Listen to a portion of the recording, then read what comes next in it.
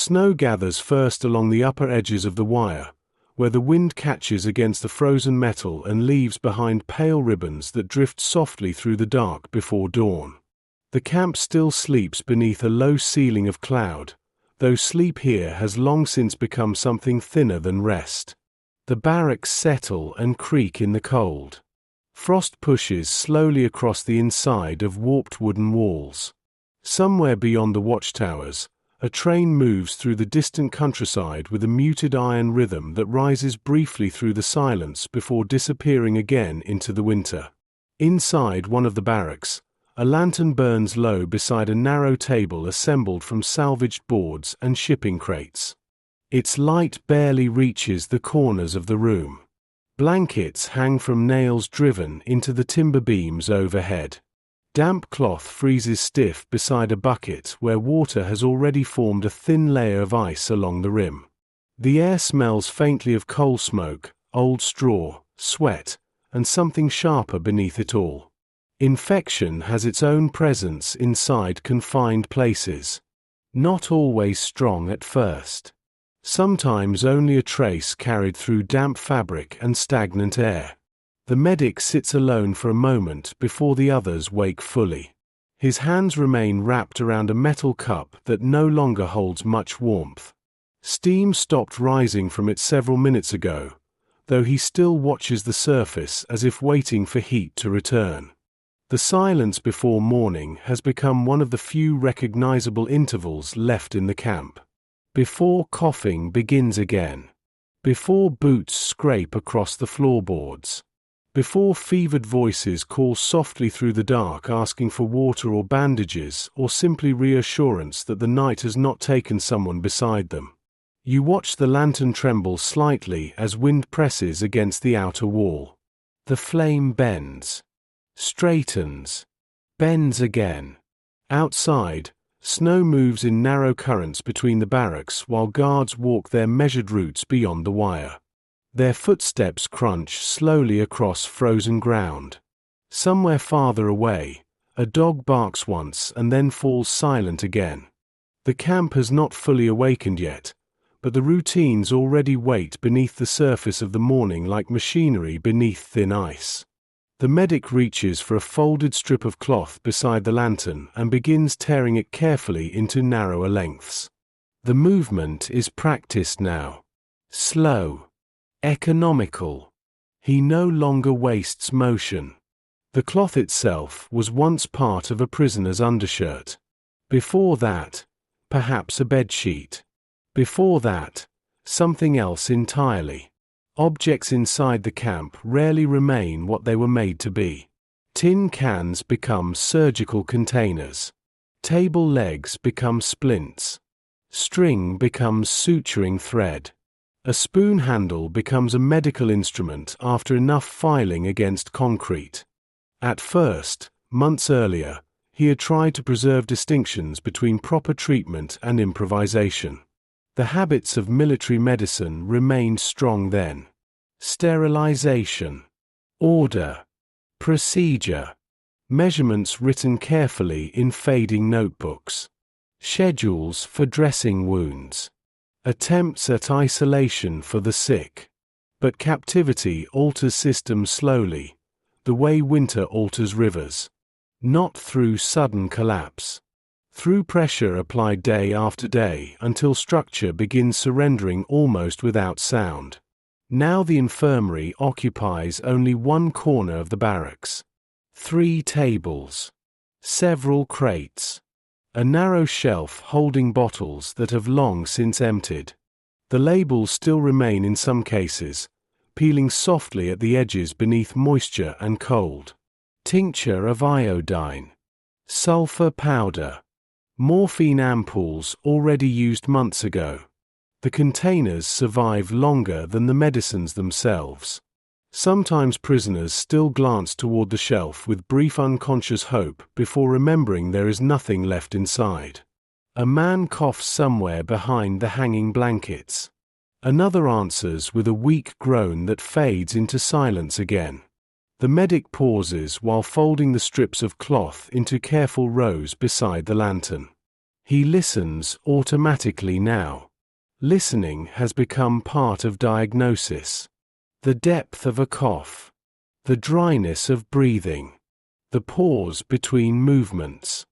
The sound a body makes while turning beneath blankets after fever has settled into the joints for too many days. Outside, dawn begins arriving very slowly through the snow clouds. The windows along the barracks wall brighten by degrees, though almost no direct light enters through the frost gathering across the glass. The camp emerges in fragments. Watchtower silhouettes. Chimneys exhaling thin smoke.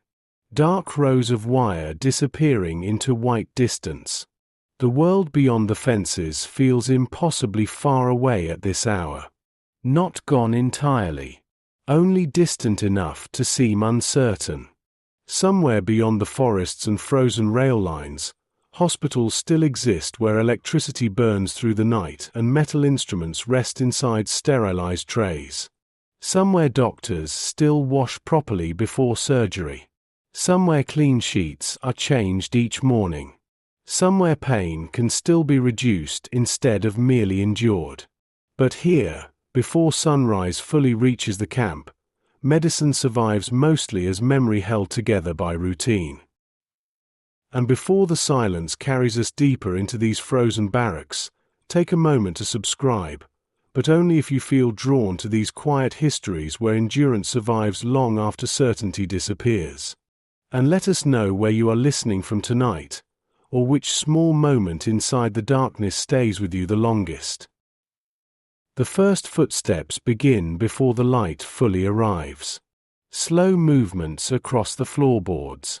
Someone pulling stiff boots over swollen feet. Someone else coughing into a blanket to avoid waking the others too suddenly. The medic remains seated beside the lantern while the barracks gradually rises around him in layers of sound and shadow. Bodies unfold slowly from the bunks. Blankets shift. Frost falls in fine powder from ceiling beams whenever the wind presses hard enough against the roof. One of the prisoners approaches the table holding his arm tightly against his chest beneath a coat several sizes too large for him. The medic recognizes him immediately despite the dimness. Most faces inside the barracks have become familiar through repetition rather than conversation. The wound had closed poorly several days earlier. Infection returned during the night. Even from a distance, the medic can already see the stiffness in the man's posture and the careful way he avoids moving the shoulder. No one speaks much at first. Morning inside the camp often begins in silence. Energy is rationed here the same way food is. The medic unwraps the cloth carefully while the prisoner lowers himself onto the crate beside the table. Beneath the lantern light, the skin around the wound has darkened again. Angry red lines spread outward beneath the surface. The medic studies it quietly while snow brushes against the outer wall in soft intermittent waves. Months ago he would have searched automatically for proper instruments. Alcohol. Needles. Clean gauze. Surgical trays. Rubber gloves. A basin large enough for sterilization. The habits still survive inside memory, but memory has become dangerous in places like this. Too much comparison can hollow a man faster than hunger. So instead he reaches for boiled water cooling inside a dented tin container and begins cleaning the wound with strips of cloth that have already been washed and reused too many times to count. You watch the prisoner stare toward the lantern while the medic works. Neither man looks directly at the injury for very long. Outside, whistles begin sounding faintly across the compound as guards prepare the morning roll call. The camp stirs more heavily now. Doors open. Boots strike frozen earth. Smoke drifts sideways between the barracks beneath the low sky. Somewhere farther away, another prisoner begins retching violently into the snow. The medic pauses briefly when he notices the swelling extending farther down the arm than before. There is very little he can do for it now. He knows this immediately. The knowledge arrives quietly rather than dramatically, settling into the mind with the same dull weight as the cold. Earlier in the war, he might have attempted surgery. Earlier in the war, antibiotics might still have existed within reach. Earlier in the war, someone like this could have survived with proper drainage and treatment. Now survival depends largely on weather, luck, and how long the body can continue negotiating with infection before exhaustion overwhelms it. The prisoner finally speaks while keeping his eyes fixed on the lantern flame. He asks whether the redness appears worse. The medic waits a moment before answering. Not because he wishes to deceive him, but because truth itself has become difficult to measure inside the camp. Worse compared to yesterday. Better compared to others. Dangerous but perhaps survivable if fever remains low. Words no longer carry stable meanings here. Conditions change too quickly beneath them. He tells the man to keep the arm elevated when possible. To avoid unnecessary work if assigned outside. To return before evening if the fever rises further. The instructions sound almost ceremonial now. Both men understand the limits beneath them. Yet the ritual still matters. Medicine survives partly through procedure, even after the tools disappear. The prisoner nods once and pulls the coat back over the dressing. For a moment he lingers beside the table as though preparing to say something more.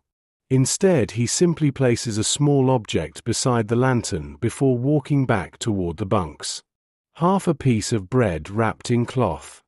The medic watches him disappear into the dimness between hanging blankets before looking down at the offering resting beside his hands. Food moves differently inside prison camps. Not merely as nourishment, but as apology, gratitude, negotiation, memory. Men trade portions of themselves through crumbs and crusts. The medic hesitates before breaking the bread carefully into smaller pieces. One portion disappears immediately into his coat pocket for later. Another he sets aside near the lantern for a younger prisoner still sleeping beneath several blankets in the far corner of the infirmary space. Fever took hold of him 2 nights earlier. He has barely eaten since. Outside, dawn finally begins exposing the full shape of the compound beneath the snow. Watchtowers emerge through the pale drifting light like narrow black skeletons rising above the wire. Prisoners gather slowly in formation across the yard while guards move among them with rifles hanging against heavy coats. Smoke from the kitchens drifts low along the frozen ground before dissolving into the wind. Somewhere beyond the camp perimeter, hidden by forest and distance, artillery rolls faintly through the morning like distant weather. The medic remains beside the lantern while the camp settles into another day of endurance. Another sequence of wounds to clean. Fevers to monitor. Coughs to interpret. Bandages to ration. Bodies to persuade forward one more day beneath the weight of hunger and cold.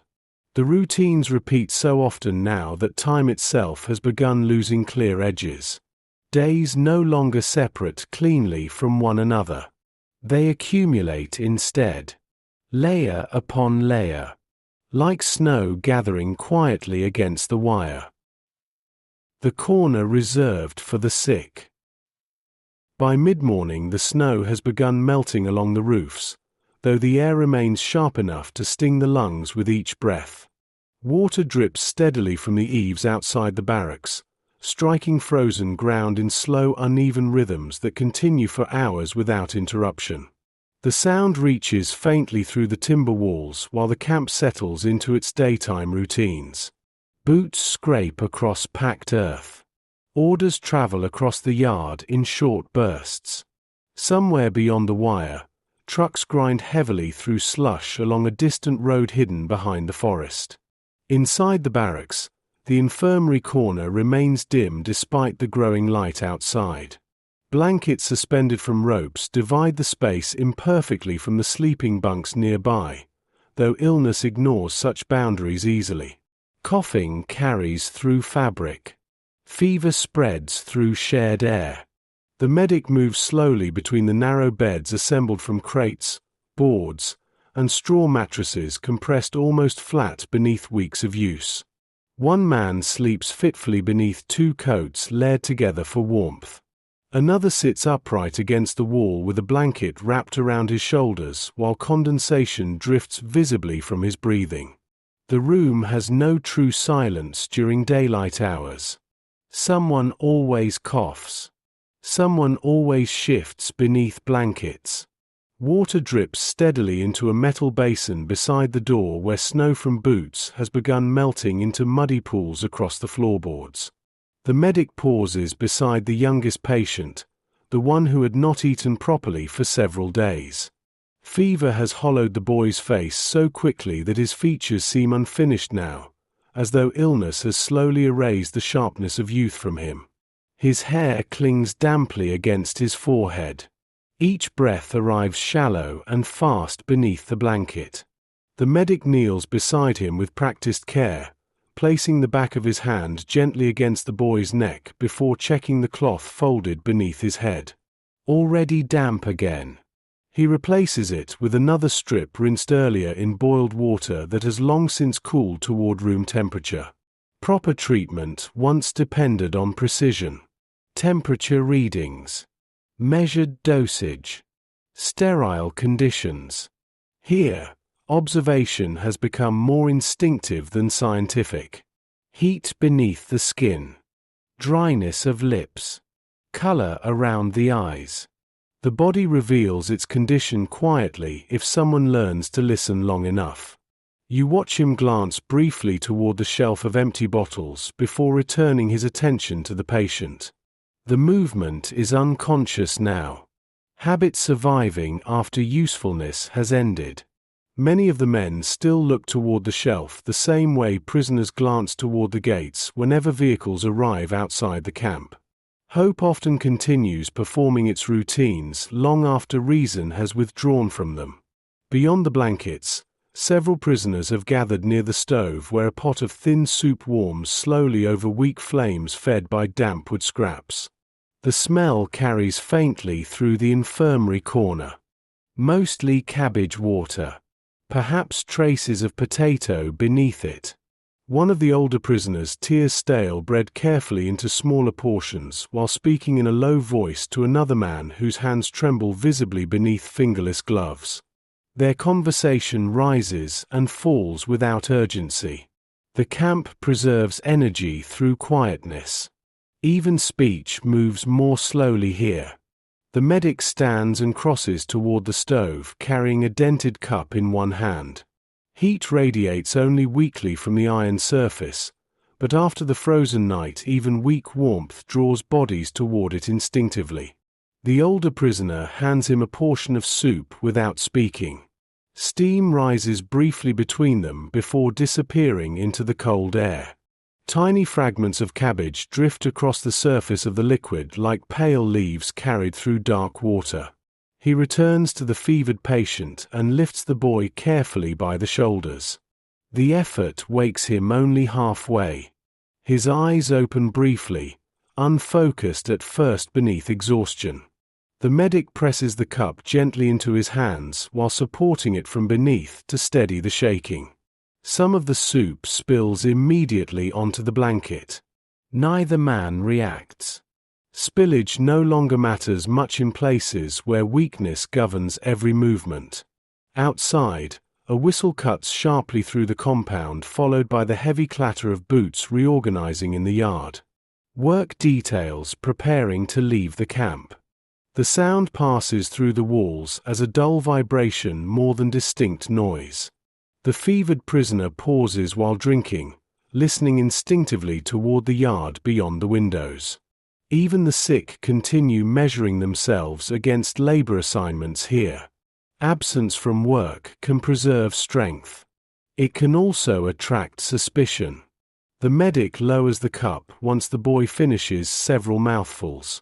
Color returns faintly to his face for a moment, though fever still burns beneath the skin. The improvement is temporary. Small victories inside the infirmary often survive only minutes or hours before illness reclaims them again. Yet temporary relief remains valuable precisely because permanence has become so rare. Near the entrance, another prisoner waits quietly with one boot removed beside him on the floorboards. Frostbite along the toes. The medic noticed him earlier but allowed him to sit near the stove first while circulation returned slowly to the foot. Now the man unwraps layers of cloth carefully while avoiding direct eye contact. The smell reaches the room before the injury fully appears. Dampness. Rot. Infection held too long inside frozen fabric. The medic crouches again beside the stove where light from the small fire flickers weakly across the swollen flesh. Several toes have darkened almost completely. The surrounding skin shines red and taut beneath swelling. Frostbite always carries a particular silence around it. Unlike fever or coughing, it advances quietly. Nerves die first. Pain fades. Then color follows. The medic studies the injury without speaking while water drips steadily outside the barracks roof. Somewhere nearby, a train whistle echoes faintly through the winter air beyond the forest. For a moment the sound seems impossibly distant from the room itself. Another world continuing beyond the wire.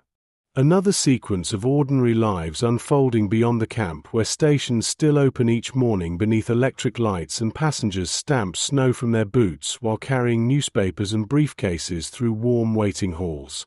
Here, beside the weak stove inside the infirmary corner, the medic reaches slowly for the cloth strips folded in his pocket and begins preparing once again to treat wounds with almost nothing left to treat them with. The medic cleans the frostbitten foot slowly, using water that has already cooled enough to sting his own fingers during the process. The prisoner sits rigidly on the crate beside the stove while steam rises faintly from the damp cloth wrapped around the blackened toes. Neither man speaks for several minutes.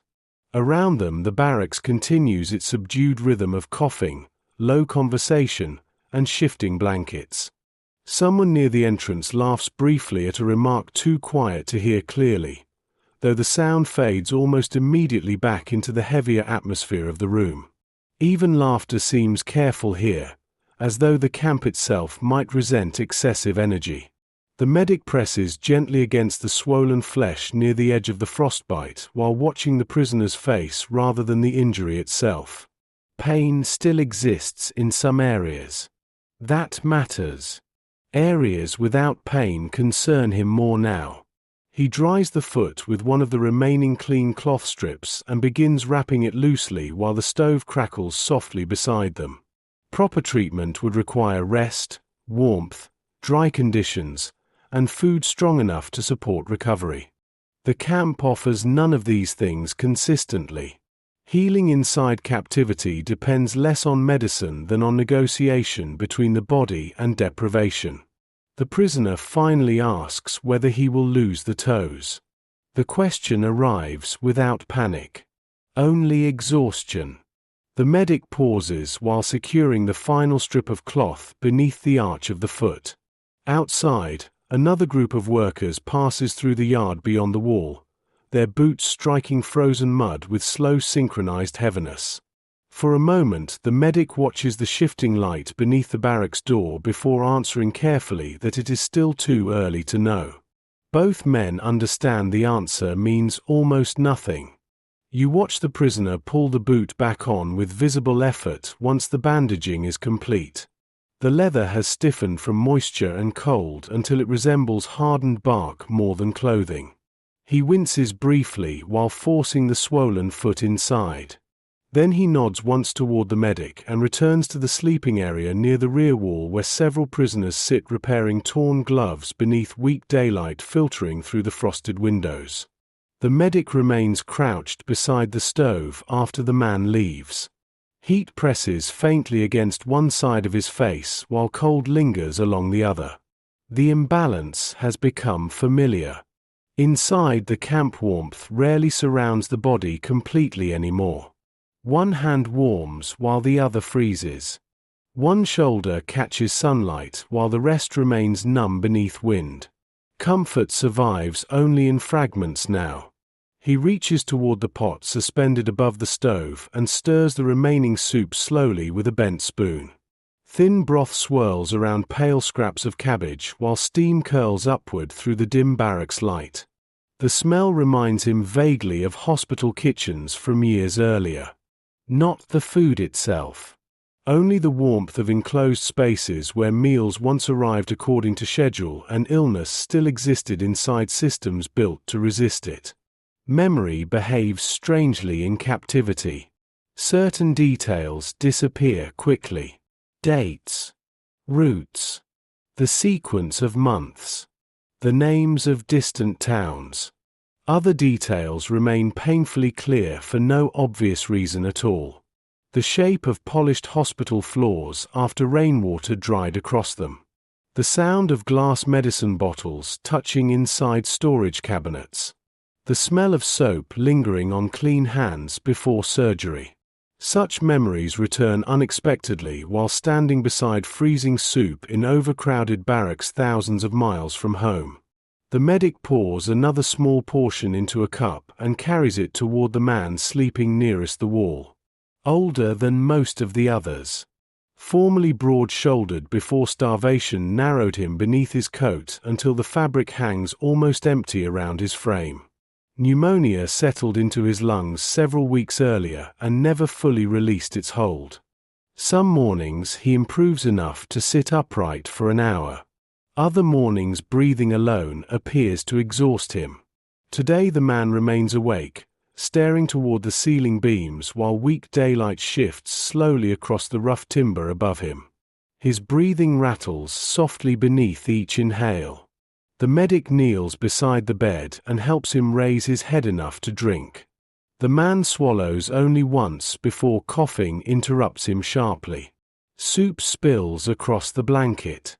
The coughing continues longer this time, deep and tearing, until small traces of blood appear against the cloth covering his mouth. Neither man reacts immediately. Blood no longer surprises anyone inside the infirmary corner. The medic waits for the coughing to subside before wiping the man's mouth carefully with another cloth strip already stained from earlier use. Outside the windows, snow begins falling again in loose drifting patterns that blur the watchtowers into pale shadow. Afternoon light dims almost at once beneath the clouds. Somewhere beyond the barracks wall, guards shout briefly at prisoners unloading supplies from a truck near the kitchens. Wooden crates strike frozen ground one after another with hollow echoing thuds. The sick man finally whispers that he dreamed about rain the night before. Real rain. Warm enough to smell soil beneath it. He closes his eyes again while speaking, as though watching the memory from very far away. The medic listens quietly without interrupting. Many prisoners speak more freely during fever. Illness softens the barriers between memory and present surroundings until both begin overlapping inside the same exhausted mind. The man describes standing beside a river years earlier while summer storms moved slowly through the trees. The medic continues holding the cup near his hands even after he stops drinking. Outside, snow brushes softly against the roof while darkness gathers earlier than expected beyond the frosted glass. For several moments, the barracks seem suspended between seasons. Winter pressing from outside. Summer surviving faintly inside memory. Then the coughing returns again, harder this time. The medic lowers the cup immediately and steadies the man forward while the fit tears through his chest in violent waves. Prisoners nearby glance toward the bed instinctively before returning to their own tasks. No one stares for long anymore. Illness has become too ordinary within the camp to interrupt routine completely. When the coughing finally subsides, the older prisoner sinks back against the mattress with his eyes half closed from exhaustion. The medic adjusts the blankets around his shoulders and places one hand briefly against his forehead. Fever again. Higher now than yesterday evening. The heat beneath the skin feels dry and relentless. Outside, evening settles slowly over the compound. Smoke from the chimneys drifts low through falling snow while lamps begin glowing faintly beside the perimeter fence. Another day folds quietly into the next without clear boundary between them. Inside the infirmary corner, the medic rinses blood from the cloth strips in cooling water already clouded with ash and dirt, preparing them to be used again before night fully arrives. The weight of repetition. Night settles unevenly across the camp. Some barracks darken quickly once the lamps are extinguished, while others continue glowing faintly through cracks in the timber walls where lantern light leaks into the snow. Wind moves steadily across the compound after sunset, carrying loose ice against the wire fences with a dry whispering sound that rises and falls beneath the heavier rhythm of boots from the guard patrols. Beyond the watchtowers, clouds drift slowly over a pale moon hidden behind winter haze. Inside the infirmary corner, the lantern burns lower than usual to preserve fuel. Shadows gather heavily between the bunks while the medic moves through the narrow aisles carrying a dented basin filled with water reheated over the stove. Steam curls weakly upward each time he pauses beside one of the beds. The smell of damp wool and sickness thickens after dark. During daylight, the cold suppresses some of it. At night, enclosed air allows it to settle fully into the room. The younger prisoner with fever sleeps fitfully near the wall, twisting occasionally beneath the blankets while soft fragments of speech escape him in another language. The medic replaces the cooling cloth against his forehead before moving onward toward the older man suffering from pneumonia. Already awake again. Already coughing. The sound echoes through the stillness of the barracks with a rough tearing depth that no longer startles anyone nearby. Repetition changes suffering in quiet ways. At first each illness inside the camp carried urgency. Each worsening fever felt singular. Each infected wound demanded immediate concentration. But time inside captivity reshapes attention slowly. The medic now recognizes patterns before symptoms fully emerge. He can predict which coughs will deepen by morning, which swollen joints will soon prevent movement, which men will stop speaking long before their bodies fail completely. You watch him sit beside the older prisoner while the coughing subsides into shallow breathing once again. The man apologizes softly for waking the others. The medic answers automatically that no one sleeps deeply here anyway. Both statements have become routine. Small exchanges repeated night after night until language itself begins functioning like another medical instrument. Brief reassurance. Controlled calm. The careful preservation of order. Outside, snow strikes the roof in intermittent bursts as the wind changes direction across the compound. Somewhere in the darkness, metal clangs sharply against metal followed by distant shouting near the perimeter gate. The sounds drift through the camp without provoking much reaction inside the barracks. Most prisoners no longer follow disturbances beyond the walls unless gunfire erupts close enough to matter immediately. Energy conserves itself through selective attention. The medic lifts the older prisoner carefully and helps him drink several mouthfuls of water before checking the cloth beneath his head once more. Damp again from sweat. The fever has continued rising throughout the day. Beneath the lantern light, the man's skin carries the faint grey color of exhaustion settling deeper into the body. The medic studies him quietly while holding the cup near his chest. He has seen this progression before in other camps, other winters, other overcrowded rooms where lungs slowly filled faster than treatment could relieve them. That familiarity troubles him more now than uncertainty once did. Knowledge inside the infirmary has become increasingly predictive. The body follows recognizable paths under starvation and disease. The medic notices how long someone pauses before standing, whether hands tremble while lifting cups, how breathing changes during sleep. Illness announces itself gradually through dozens of small alterations before collapse finally becomes visible to everyone else. Near the stove, several prisoners repair clothing beneath the dim lantern glow while speaking quietly about rumors spreading through the work details. A nearby rail line bombed during the week. Retreats somewhere farther east. Supply shortages worsening beyond the camp as well. The medic listens without participating while wringing cloth strips dry above the basin. Rumors move constantly through prison camps like drifting smoke. Some disappear within hours. Others survive for months despite changing shape each time they pass from one prisoner to another. One of the men mentions that another prisoner collapsed during labor outside the quarry earlier that afternoon. Exposure. Exhaustion. Perhaps fever. No one seems entirely certain. The medic pauses briefly while folding the cloth in his hands. There is no surprise in the room. Only recognition. Another body approaching the edge where the infirmary may soon become necessary again. The camp has begun feeding itself now. Not literally. Not through violence or madness. Through accumulation. Weakness creating more weakness. Illness spreading faster because healthy bodies no longer exist in sufficient numbers to resist it. Men arriving exhausted from labor details sleep beside fevered prisoners because there is nowhere else to place them. Damp blankets move between sick and healthy alike. Water freezes inside barrels before proper cleaning becomes possible. The infirmary no longer separates illness from the camp. It merely concentrates it. The medic crosses toward the stove and places several washed cloth strips near the heat to dry overnight.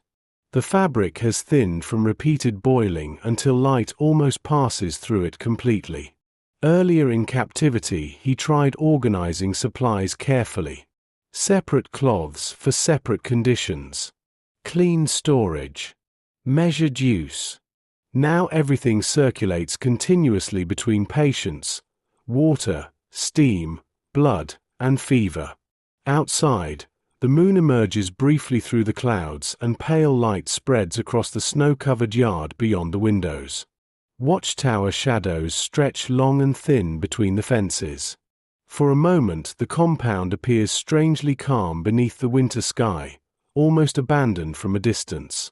Only the movement of guards along the perimeter reveals the machinery still operating beneath the silence. The medic returns to the younger prisoner and checks his breathing once more. Faster now. Sweat dampens the blanket despite the cold room. The medic adjusts the cloth against his forehead and notices how narrow the boy's wrists have become beneath the sleeves. Starvation alters age unpredictably. Some prisoners begin resembling children again as weight disappears from their bodies. Others appear suddenly ancient beneath the strain of survival. The lantern flickers while wind presses hard against the outer wall. The flame bends low enough that shadows climb briefly across the ceiling beams overhead. Around the room, coughing resumes in scattered intervals from the sleeping bunks beyond the infirmary corner.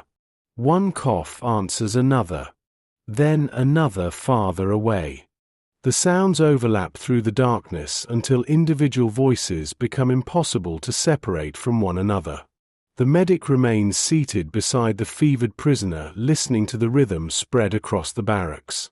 He has begun recognizing the camp through sound now more than sight. Toward midnight, the temperature falls sharply enough for ice to begin forming again along the inside edges of the windows. Frost spreads slowly outward across the glass in pale branching patterns while the lantern burns lower beside the infirmary tables. Most of the barracks has gone quiet now apart from scattered coughing and the restless shifting of men unable to sleep comfortably against aching joints or fevered skin. Outside, the wind has calmed. The silence beyond the walls feels vast beneath the snow. The medic sits alone near the stove repairing bandages that can no longer properly be called bandages at all. Thin cloth strips lie across his knees in uneven piles sorted by condition rather than cleanliness. Some can still absorb blood. Others serve only for wrapping splints or tying compresses into place. One pile contains cloth too worn even for that, reserved instead for cleaning the floorboards or wiping moisture from fevered faces. He threads a needle carefully through torn fabric while the weak stove heat brushes against his hands. The movement requires more concentration than it once did. Hunger has introduced a faint trembling into his fingers during recent weeks. Not enough to prevent work entirely. Only enough to slow it. He notices the change most during quiet hours like these, when the body no longer disguises exhaustion through urgency. You watch him pause occasionally to flex stiffness from his hands before continuing. The repetition has become almost meditative. Thread. Pull. Fold. Knot. Stack.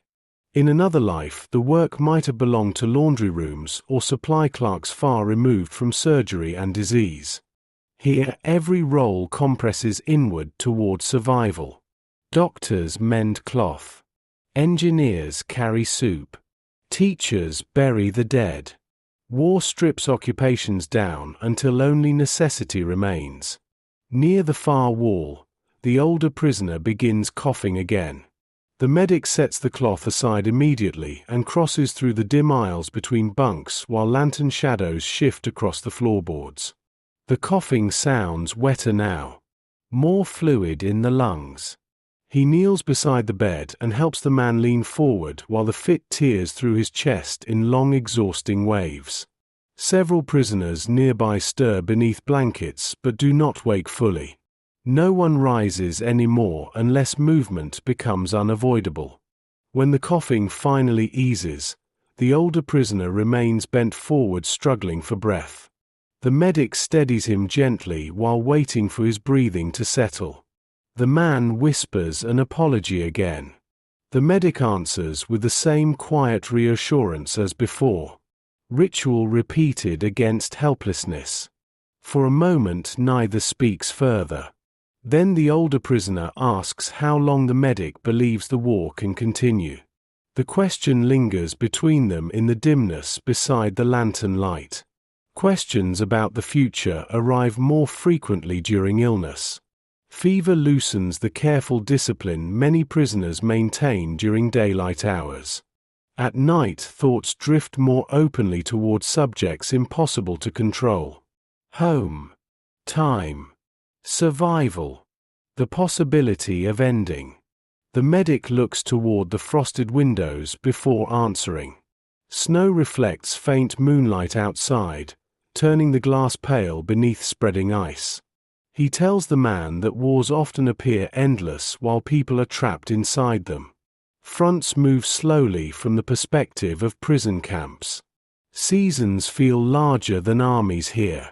The older prisoner nods weakly as though this confirms something he already suspected. He says that before capture he believed suffering always contained movement. Battles ended. Troops advanced. Roads changed direction.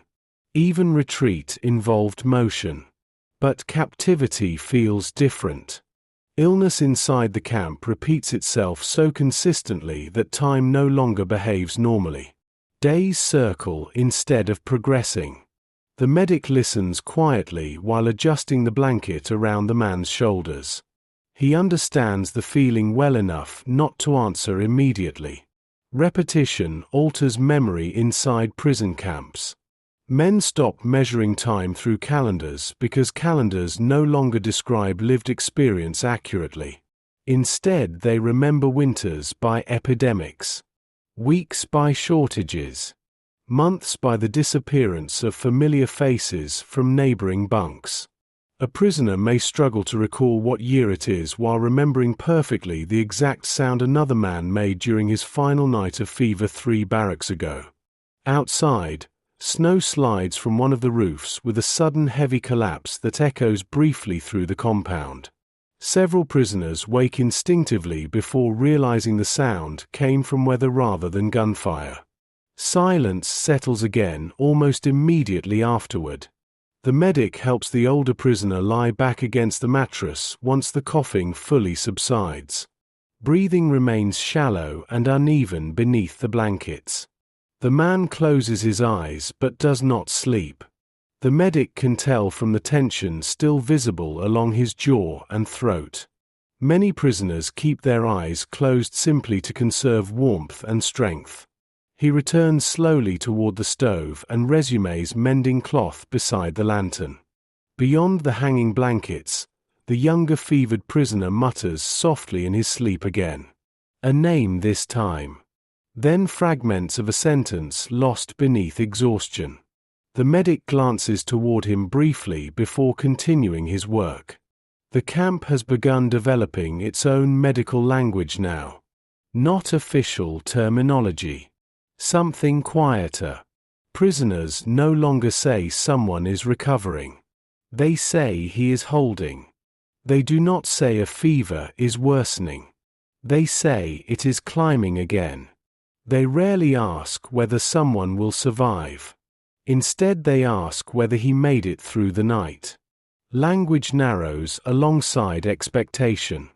The medic ties another knot in the repaired cloth and places it carefully atop the finished pile beside the stove. Around him the infirmary settles into its familiar nighttime rhythm. Coughing. Breathing. Water cooling inside metal basins. Wood contracting softly in the cold. The same sounds return each night with only slight variation. And somewhere beneath the repetition, the medic begins to understand that the danger inside the camp is no longer merely death from disease or starvation.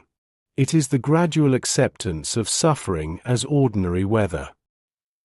The arithmetic of scarcity. Morning arrives beneath freezing rain instead of snow.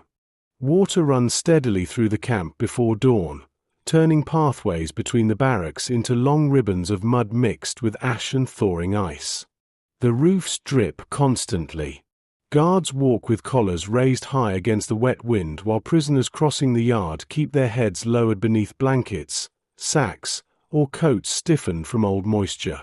Somewhere beyond the forest, artillery rolls faintly through the low clouds with the dull rhythm of distant doors closing. Inside the infirmary corner, dampness settles over everything. Blankets refuse to dry completely. Cloth strips remain cold even beside the stove. Water beads along the wooden walls where condensation gathers beneath the shifting warmth of bodies crowded too closely together. The medic wakes before the others and immediately begins moving the remaining medical supplies farther from the leaking section of roof above the shelf. There is very little left to protect now. A few aspirin fragments wrapped in paper. Several needles already blunted through overuse. A bottle containing traces of disinfectant diluted so heavily it barely carries the original smell. Still, preservation has become instinctive. He lifts the supplies carefully into a crate lined with folded cloth while rain taps steadily overhead. Nearby, the younger fevered prisoner sleeps more heavily than usual, breathing through parted lips beneath blankets damp from sweat. The medic pauses beside him briefly, placing 2 fingers against the side of the neck to measure the pulse. Rapid again. Weaker than yesterday. The body is spending itself faster now. You watch him straighten slowly while studying the room around him. The infirmary has grown more crowded during recent days. Another prisoner arrived during the night after collapsing beside the quarry work detail. Frostbite along both hands. Severe exhaustion. A deep cut across the scalp where he struck frozen ground during the fall. He now sleeps near the entrance wrapped in every spare blanket the barracks could gather without exposing others to equal danger from the cold. There are no spare beds anymore. The medic has begun arranging bodies according to probability rather than fairness. Men with fever nearest the stove. Those most likely to survive closer to warmth and easier observation. The nearly dying farther back where quieter surroundings allow sleep to come more gently if it arrives at all.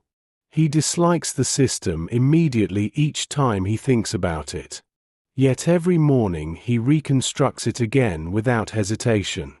Scarcity eventually transforms itself into arithmetic.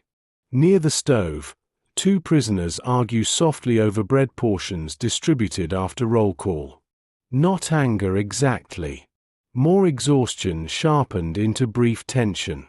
The medic listens while cleaning the scalp wound of the newly arrived prisoner with boiled water already cooling inside the basin. The cut itself will likely heal if infection stays limited. The greater danger lies beneath it. Starvation. Exposure. Lungs weakened by quarry dust and cold air. The prisoner wakes briefly during treatment, eyes unfocused at first beneath fatigue. Rainwater still darkens his hair and collar from the previous night's labor detail. He asks whether morning work assignments have already left the compound. The medic answers that they have. Relief passes across the man's face so quickly it almost disappears before becoming visible. One more day inside the barracks. One more day not carrying stone through freezing rain. The medic wraps the head wound carefully while listening to the rain strike the roof above them. Earlier in captivity, he often tried separating medical decisions from emotional ones. Treatment first. Sympathy second. That boundary has weakened steadily over time. Now he understands that allowing a man one additional day near the stove may preserve him as effectively as bandages or medicine once could. Outside, trucks arrive near the kitchens and heavy crates are unloaded into the mud. Guards shout through the rain while prisoners strain against carts whose wheels sink repeatedly into softened ground. The sounds drift through the walls in uneven bursts. Boots slipping. Wood striking wood. Metal chains rattling faintly through the weather. The infirmary patients listen automatically. Even the sick measure labor constantly here. Work determines food access, punishment risk, exposure to weather, and survival probability itself. Men confined too long to the barracks often disappear eventually onto transport lists or burial details. Recovery carries political value inside prison camps beyond health alone. A body able to work remains useful. A body unable to work becomes uncertain territory. The medic finishes bandaging the quarry worker and crosses toward the shelf beside the stove. He opens the crate containing the remaining supplies and studies its contents while rainwater drips steadily outside the windows. A decision waits there each morning now. How much disinfectant for infected wounds already unlikely to heal? How much boiled water reserved for cleaning rather than drinking?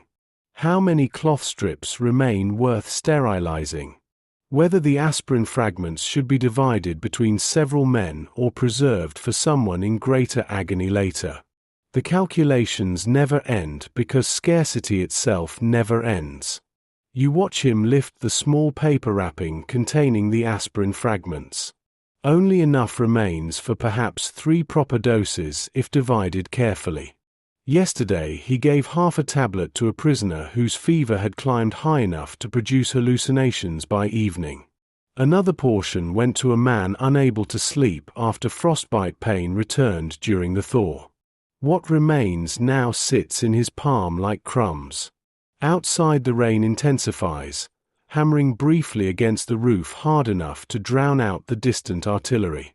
Water seeps beneath the entrance door in thin muddy streams spreading slowly across the floorboards near the stove. One of the prisoners kneels automatically with cloth rags to block it before the dampness reaches the nearest blankets. The medic notices the younger fevered prisoner beginning to stir again near the wall. The boy's breathing has changed during the past hour. Shallower now. Irregular at the edges. He closes the crate quietly and crosses the room once more toward the bed, already knowing another decision waits there too. The younger prisoner wakes slowly beneath the damp blankets while rain continues drumming against the roof above the barracks. For several moments he seems uncertain where he is. His eyes move across the ceiling beams, the lantern, the hanging blankets dividing the infirmary from the rest of the room. Then recognition settles back into place along with the exhaustion already waiting beneath it. The medic kneels beside him and lifts the cup of boiled water toward his hands, but the boy struggles even to raise his arms fully from the blanket. Fever has entered the stage where effort itself becomes visible. Simple movements now carry the same strain as labor once did. Swallowing. Turning onto one side. Holding the cup steady long enough to drink. The medic supports the prisoner carefully while rainwater taps against the windows in soft irregular bursts. Nearby, one of the older prisoners feeds scraps of damp wood into the stove to keep the fire alive against the cold creeping steadily inward from the walls. The boy drinks only a small amount before coughing interrupts him. The sound is weaker than before, but deeper. Congestion settling farther into the lungs. The medic lowers the cup and waits until the coughing passes while studying the hollowness beneath the prisoner's eyes. Starvation has already stripped much of the body's reserve strength away. Illness advances differently in men who no longer possess spare energy to resist it. Outside, whistles echo faintly through the rain as another labor detail moves beyond the camp perimeter toward the rail yard. The younger prisoner listens toward the sound while catching his breath. Then he asks quietly whether the medic believes he will be sent back to work once the fever breaks. The question arrives with genuine concern rather than hope. The medic pauses before answering. There are moments inside captivity where reassurance becomes indistinguishable from deception. Too much optimism can injure a man almost as deeply as despair once reality returns. Yet complete honesty carries its own cruelty when certainty no longer exists. He tells the prisoner that the body decides many things before the camp does. The boy nods faintly, though disappointment still settles across his face. Not disappointment about illness itself. About uncertainty. Most prisoners fear unpredictability more than hardship now. Cold can be endured. Hunger can be measured. But not knowing whether the body will obey tomorrow introduces another form of exhaustion entirely. The medic adjusts the blankets again and notices the younger prisoner staring toward the shelf beside the stove where the remaining supplies rest inside the crate. His eyes linger there briefly before returning to the ceiling. "Is there any aspirin left?" he asks. Rainwater slides slowly down the windows while the medic remains silent for a moment too long. That silence becomes the answer before words arrive. Only fragments remain now. Barely enough for several doses if divided carefully. The medic thinks automatically through the arithmetic again. The older prisoner with pneumonia whose fever climbs each night. The frostbite patient unable to sleep through pain. The quarry worker with possible infection beneath the scalp wound. This boy whose lungs are weakening hour by hour. One tablet divided 4 ways becomes almost symbolic. Yet symbolism still matters inside the infirmary. Sometimes relief itself is not the medicine.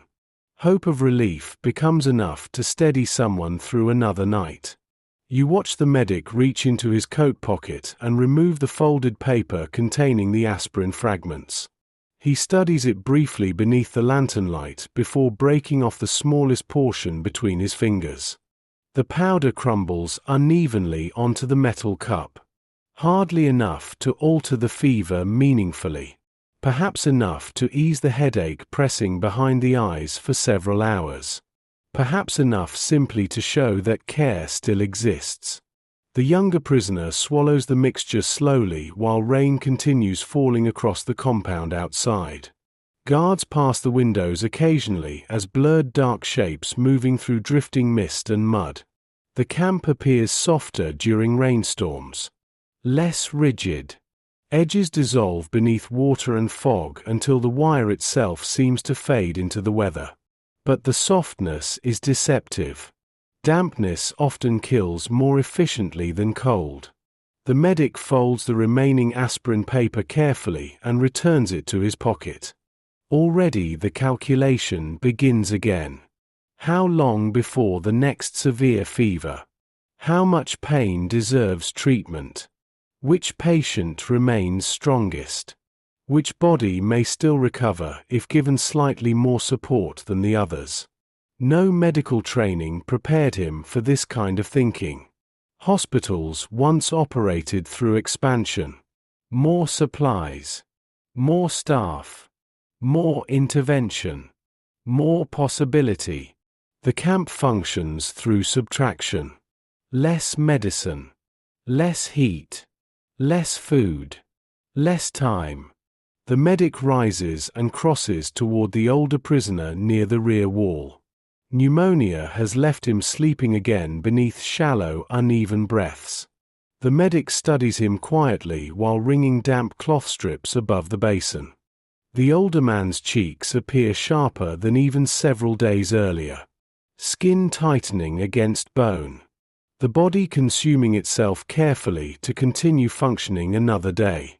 Near the entrance, the quarry worker attempts to sit upright for the first time since arriving during the night. His hands remain wrapped heavily against the frostbite while another prisoner helps steady him toward the stove. The movement is slow enough that no one speaks during it. Inside the infirmary, standing itself has become collaborative labor. Outside, the rain finally begins weakening toward afternoon. Water drips steadily from the roofs while pale light filters dimly through the clouds above the compound. Mud covers the yard now in deep churned layers where boots and wagon wheels have passed repeatedly through the thaw. Somewhere beyond the camp, a church bell rings faintly through the weather from a village hidden beyond the forest. For several moments the sound lingers above the camp like something remembered rather than heard directly. The medic pauses beside the basin listening. Then the coughing begins again behind him. Not the older prisoner this time. The younger one. Worse now. Deeper.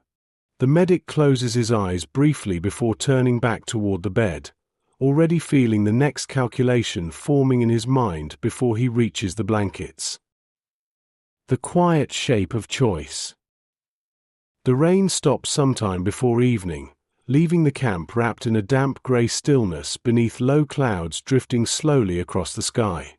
Water hangs from the wire fences in narrow trembling lines that catch what little light remains before sunset.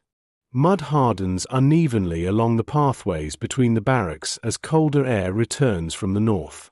Guards walk more carefully now, their boots slipping occasionally against the frozen ground reforming beneath the thaw. Inside the infirmary corner, the younger prisoner's coughing continues in long uneven cycles that leave him exhausted after each fit. The medic remains beside the bed through most of the afternoon, listening to the congestion deepening inside the lungs while adjusting cloths cooled in boiled water. The fever has settled into the boy completely now. Sweat dampens the blankets despite the falling temperature in the room. Each breath arrives with visible effort beneath the ribs. Nearby, the older prisoner with pneumonia watches quietly from his own bed whenever the coughing begins again. Illness teaches recognition quickly. The medic notices the glance each time. Not fear exactly. Something closer to familiarity. Prisoners who remain inside the infirmary long enough begin understanding the progression of sickness through sound alone. Certain coughs rise sharply and fade. Others settle downward, wetter and heavier, until speech itself becomes difficult between breaths. You watch the medic lift the younger prisoner slightly to ease the pressure in the chest during another coughing fit. Blood appears this time. Not much. Thin streaks against the cloth pressed quickly over the mouth. The boy notices it immediately and looks toward the medic without speaking. For a moment neither acknowledges it aloud while the room settles again into quiet breathing and dripping water near the stove. Then the medic folds the cloth inward so the blood no longer shows. Outside, evening labor details return slowly through the compound. Prisoners move between the barracks under fading light, carrying tools across bent shoulders, while guards shout orders dulled by exhaustion and distance. The medic hears the movement beyond the walls but does not rise to look.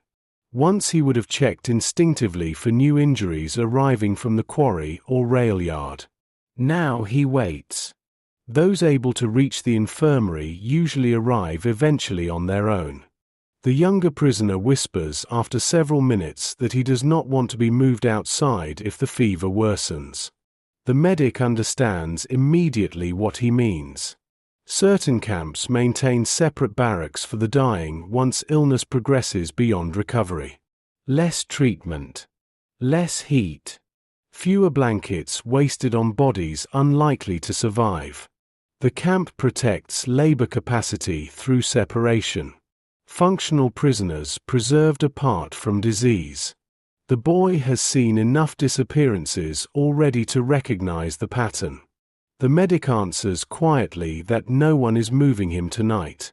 Again, both understand the answer only applies to the present moment. Near the stove, one of the prisoners approaches carrying a small parcel wrapped carefully in cloth. He waits silently until the medic steps away from the bed before unfolding it beside the lantern. Half an onion. Several potato peels. A fragment of cured meat no larger than 2 fingers pressed together. The smell alone alters the atmosphere of the room for an instant. The prisoner explains softly that workers from the kitchens traded the food in exchange for repaired gloves. The medic studies the parcel without speaking. Food like this cannot be distributed evenly anymore. Not truly. The quantities are too small. Fairness becomes symbolic once scarcity deepens beyond a certain point. Every extra calorie directed toward one body quietly withdraws strength from another somewhere else inside the barracks. The arithmetic returns again. The younger prisoner burning through fever. The older man whose lungs worsen nightly. The quarry worker too weak to stand without assistance. Others outside the infirmary already deteriorating while still assigned to labor details. The medic lifts the small fragment of meat between his fingers beneath the lantern light. Earlier in the war, he once supervised entire hospital kitchens where supply inventories arrived by truck and meals were measured by nutrition rather than survival probability. He remembers arguing with administrators about salt quantities in broth while surgeries continued beneath electric light nearby. Now one piece of meat can alter the emotional gravity of an entire room. You watch the prisoners pretending not to observe the parcel directly while remaining deeply aware of it all the same. Hunger sharpens attention toward food even when discipline attempts otherwise. The medic notices the younger prisoner watching from the bed despite exhaustion. The older man too. Their eyes move away quickly whenever he glances toward them. No one asks. That restraint troubles him more than desperation would. He wraps the parcel again and places it beside the lantern without deciding immediately. Delay itself has become another form of rationing. Decisions postponed remain temporarily unmade. Once food enters a body, the alternative futures attached to it disappear. Outside, darkness thickens across the compound while lamps ignite one by one along the perimeter fence. Wind brushes softly against the barracks walls carrying the smell of wet earth, smoke, and distant coal fires from beyond the camp. Somewhere nearby a prisoner begins singing very quietly while returning from the labor yard. The melody drifts only briefly through the evening before fading beneath shouted orders near the gate. The medic returns to the younger prisoner and helps him drink again between coughing spells. The boy's hands shake too heavily now to hold the cup alone. Fever burns visibly behind the eyes. When the medic lowers the cup, the prisoner whispers that he can smell food. The medic says nothing at first. Then he places one small piece of onion into the boy's hand. The quiet shape of choice.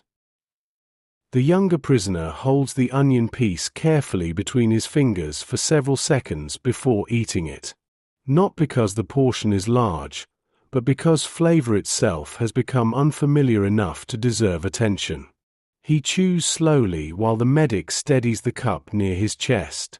Around them, the infirmary remains quiet except for the occasional crackle from the stove and the distant movement of guards outside changing shifts along the perimeter. The smell of the onion lingers briefly in the warm air near the lantern.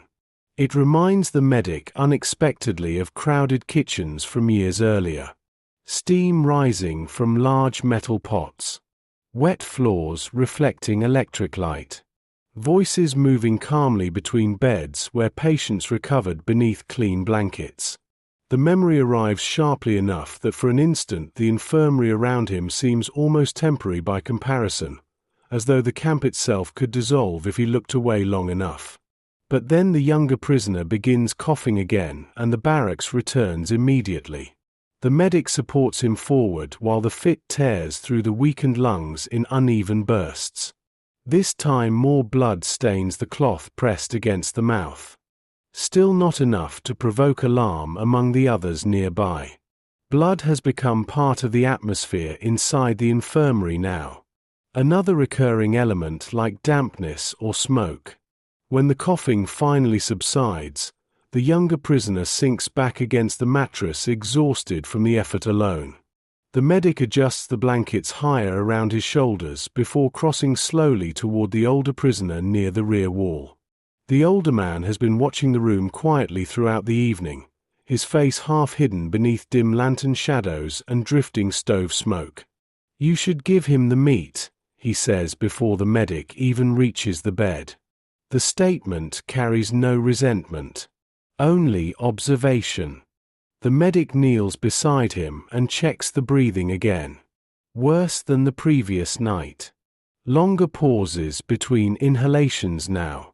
The older prisoner notices the assessment immediately from the medic's expression and closes his eyes briefly while waiting for the answer never spoken aloud. Outside, snow begins falling again in fine drifting patterns that tap softly against the windows. Winter returning after only a single day of thaw. The weather itself seems exhausted by the constant movement between freezing and rain. Mud in the yard hardens once more beneath the darkening sky while prisoners hurry between barracks before final confinement for the night. The medic unwraps the parcel beside the lantern again.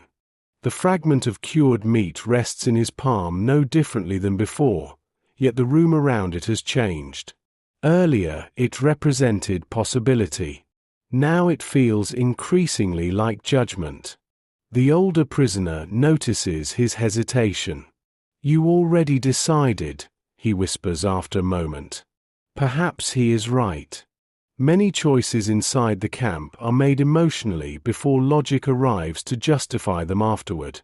The younger prisoner still carries some visible future within him. Youth. Intervals of strength between fevers. A body not yet completely hollowed by illness. The older man's pneumonia has settled deeper each night despite every effort made inside the infirmary corner. The medic understands this. So does the patient himself. Yet understanding does not reduce the weight of choosing. You watch the medic divide the meat carefully into several uneven portions beneath the lantern light. One piece slightly larger than the others. He places the largest beside the younger prisoner's cup. The smaller fragments he wraps again in cloth for later distribution among the others nearest the stove. No one comments while watching the process. Silence preserves dignity where fairness can no longer survive completely. The older prisoner studies the arrangement for a moment before giving the faintest nod. Then he begins coughing again. The fit continues longer this time. Deep enough that the medic must support him upright with one arm while steadying the basin beneath the bed using the other. Blood appears more heavily now, dark against the cloth and metal beneath the lantern light. Several prisoners nearby look away instinctively toward the stove or windows while the coughing tears through the room. The older man finally slumps back exhausted once the spasms subside. His breathing no longer settles properly afterward. The medic remains beside him listening carefully while snow thickens outside the barracks. The lungs struggle visibly now beneath each inhale. Wetness filling spaces where air should move freely. Earlier in the war there would still have been intervention possible at this stage. Oxygen. Injections. Warm sterile wards. Trained assistants moving between beds. Here the medic possesses only blankets, boiled water, and presence. The older prisoner opens his eyes again after several minutes and asks quietly whether the church bells rang earlier that afternoon or whether he imagined them during fever. The medic tells him they were real. For a moment something softens in the man's expression. Not happiness exactly. More recognition that the world beyond the camp continues existing somewhere beyond the wire and weather. Villages still marking the hour.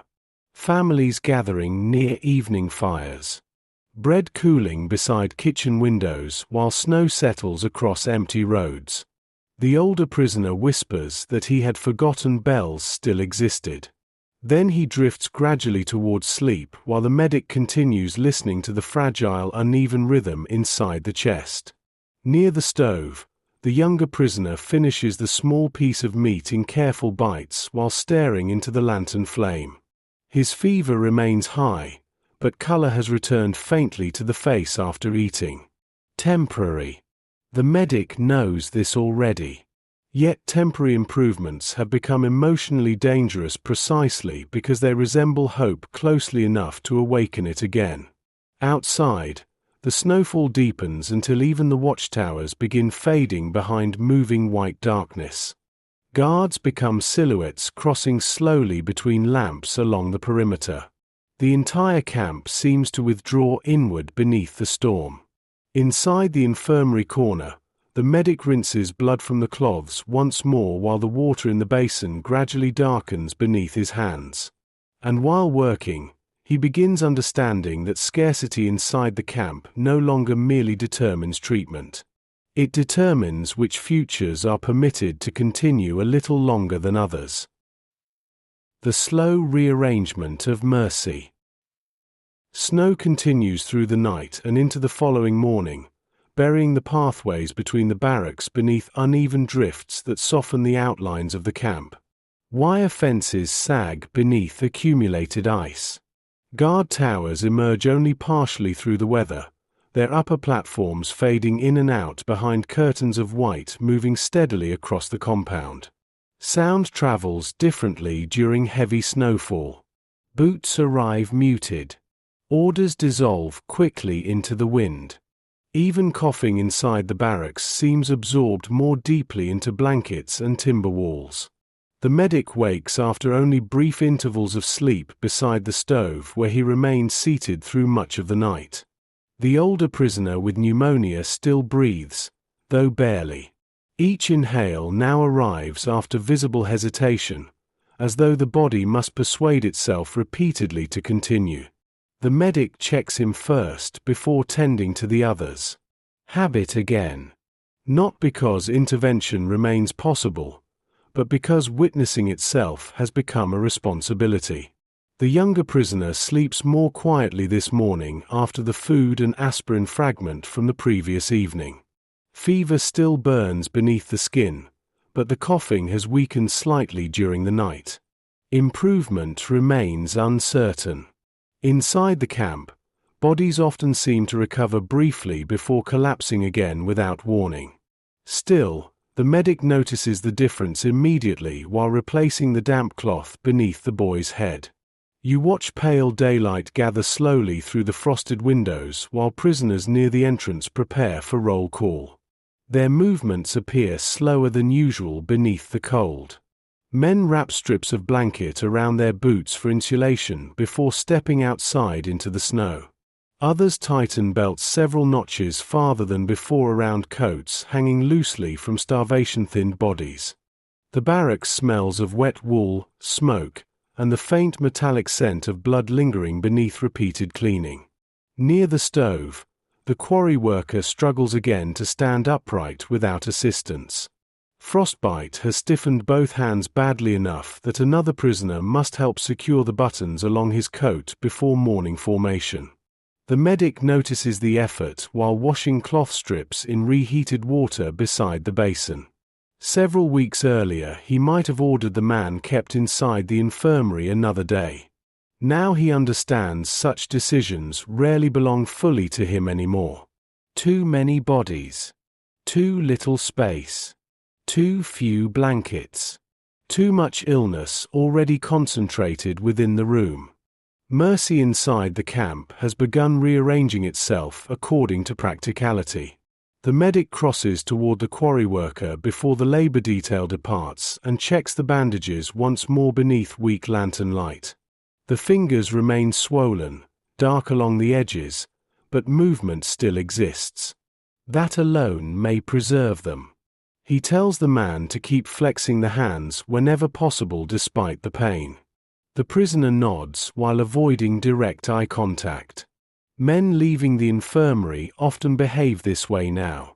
Gratitude has become uncomfortable in places where others remain behind deteriorating. Outside, whistles pierce through the snowfall and the labor details begin forming in the yard. The medic watches briefly through the frosted window while lines of prisoners emerge between the drifting snow carrying shovels, picks, and empty carts into the white morning. Guards move alongside them as dark, indistinct figures. The entire procession appears almost unreal beneath the storm. Shapes rather than people.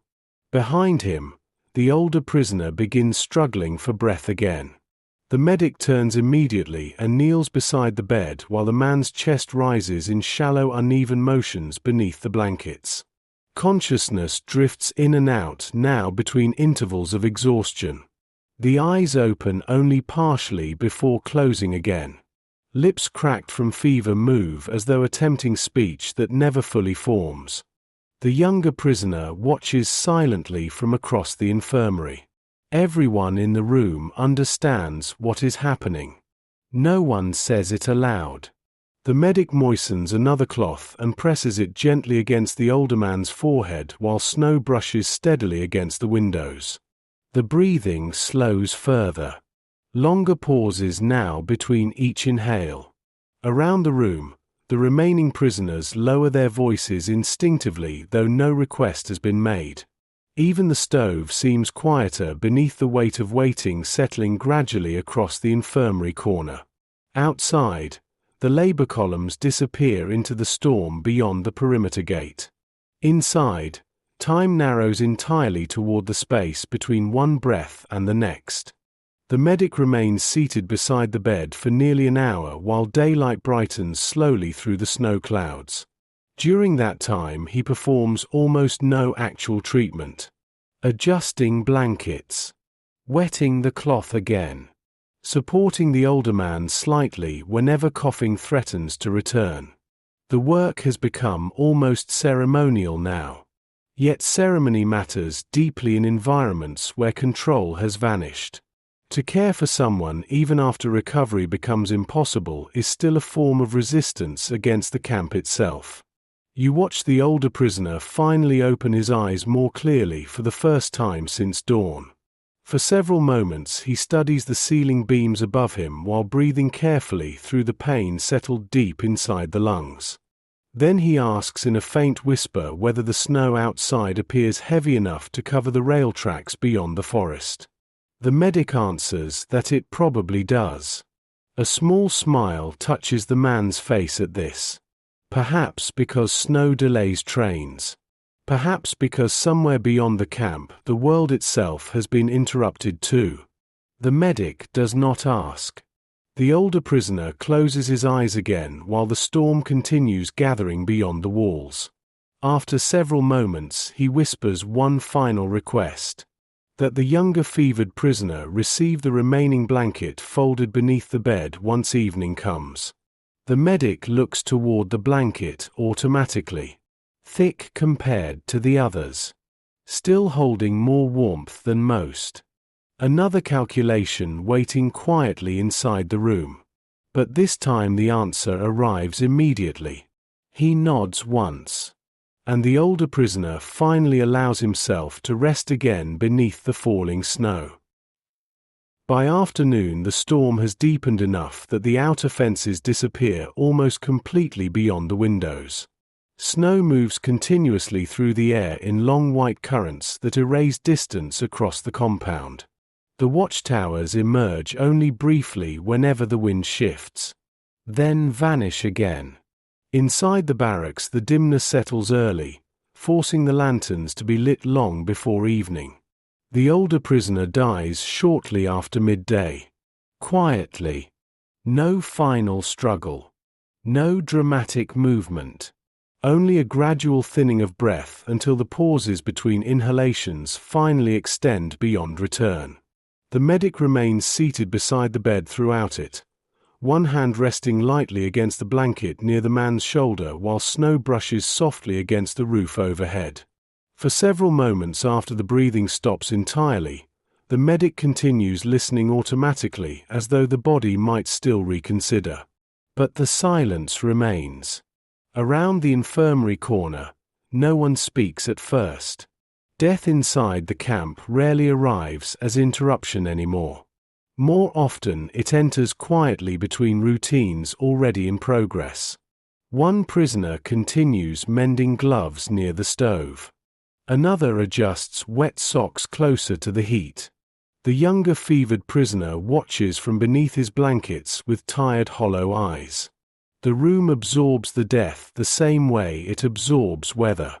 Without surprise. Without denial. Through slow, exhausted acceptance.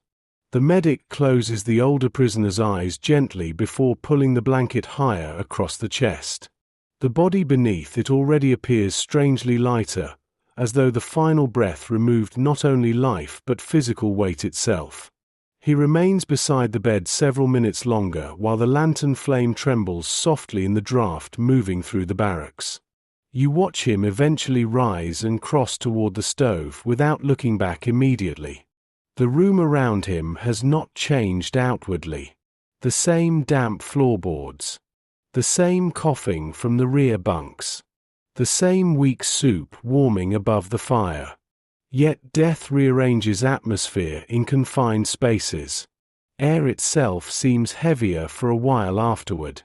One of the prisoners approaches quietly and asks whether the body should be moved before evening roll inspection. The medic studies the storm outside the windows before answering. Usually the dead are removed quickly from the infirmary whenever labor crews remain available. Bodies occupy space needed for the living. Blankets must be recovered. Camp routines continue through efficiency even during winter. But the storm has slowed movement across the compound almost completely. Visibility beyond the nearest barracks has collapsed beneath drifting snow. Let him stay warm until evening, the medic says. The prisoner nods once and returns silently toward the stove. Warmth for the dead no longer serves practical purpose. Yet the medic cannot force himself to expose the body immediately to the freezing corridor outside. Not after weeks spent listening to those lungs struggle through the nights. Not after hearing the man speak about rain, church bells, and rail tracks beneath the snow. The camp strips enough dignity away already without accelerating the process further. Near the wall, the younger prisoner begins coughing again. The medic crosses immediately toward the bed and helps steady him upright while the fit shakes through the weakened body beneath the blankets. Fever still burns strongly beneath the skin, though the eyes appear clearer than the previous night. The younger prisoner notices the medic glance briefly toward the covered body near the rear wall. "He's gone?" he asks quietly once the coughing eases. The medic nods. For several moments the younger prisoner says nothing further. Snow drifts across the windows behind him in shifting white patterns while lantern light flickers against the ceiling beams overhead. Then the boy asks whether the older man suffered much at the end. Again the medic hesitates before answering. Not because he wishes to conceal the truth, but because suffering inside the camp has become difficult to define precisely. Pain mattered once. Fear mattered once. But after prolonged illness, starvation, and exhaustion, death often arrives more through gradual separation than violence. The body simply loses its argument against weakness. "He was tired," the medic says finally. The younger prisoner lowers his eyes toward the blanket in his hands. Outside, a distant train whistle rises faintly through the storm before disappearing again beneath the wind. Several prisoners near the stove pause instinctively while listening toward the sound. Trains still carry enormous emotional gravity inside camps. Transport, escape, supplies, front movements, home. Even unseen rail lines beyond the forest continue shaping thought within the wire. The medic retrieves the thicker blanket from beneath the older prisoner's bed once the room grows colder toward evening. He shakes the frost from it carefully beside the stove before carrying it across the infirmary toward the younger prisoner. The boy watches silently while the additional warmth settles over his shoulders. For a moment neither speaks.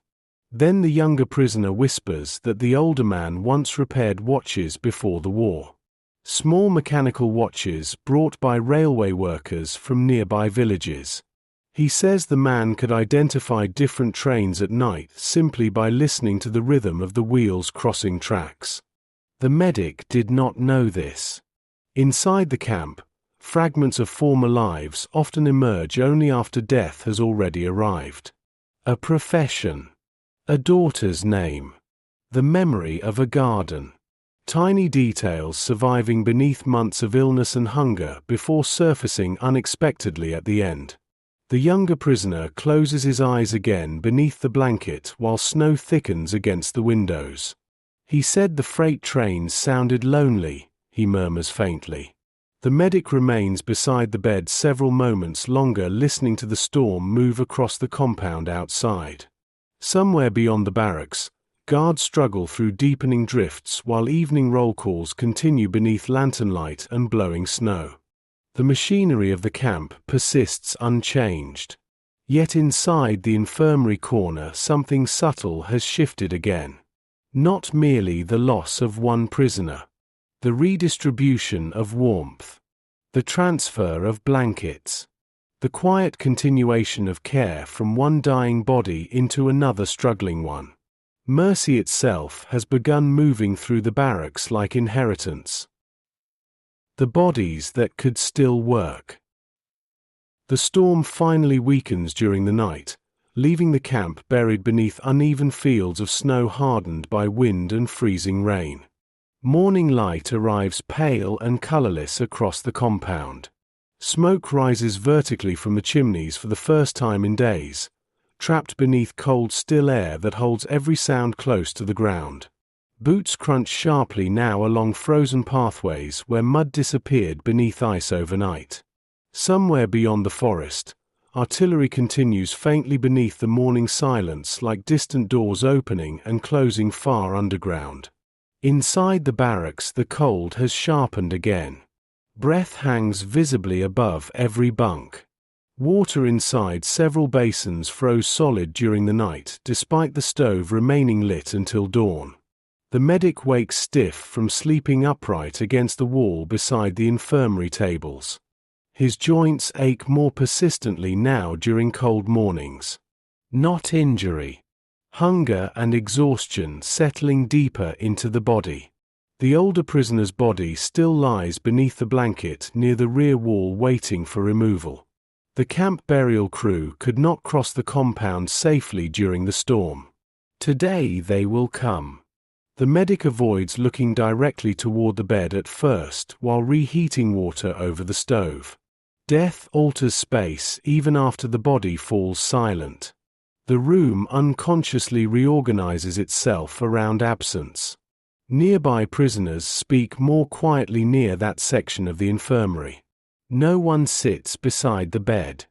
The younger fevered prisoner glances toward it repeatedly before lowering his eyes again toward the blanket pulled tightly around his shoulders. Outside, whistles sound across the compound for morning formation. Labor details begin assembling in the frozen yard while guards stamp warmth back into their boots beside the watchtowers. Through the frosted windows, the medic watches columns of prisoners moving carefully across the ice carrying tools against bent shoulders. Several men limp visibly now. Others cough openly while standing in formation. The camp no longer separates the healthy from the sick. It separates only those still capable of labor from those who are not. You watch the medic study the work columns longer than usual this morning. A pattern has begun emerging during recent weeks. Prisoners continue working far deeper into illness than before. Men once sent automatically toward the infirmary now remain attached to labor details until collapse becomes physically unavoidable.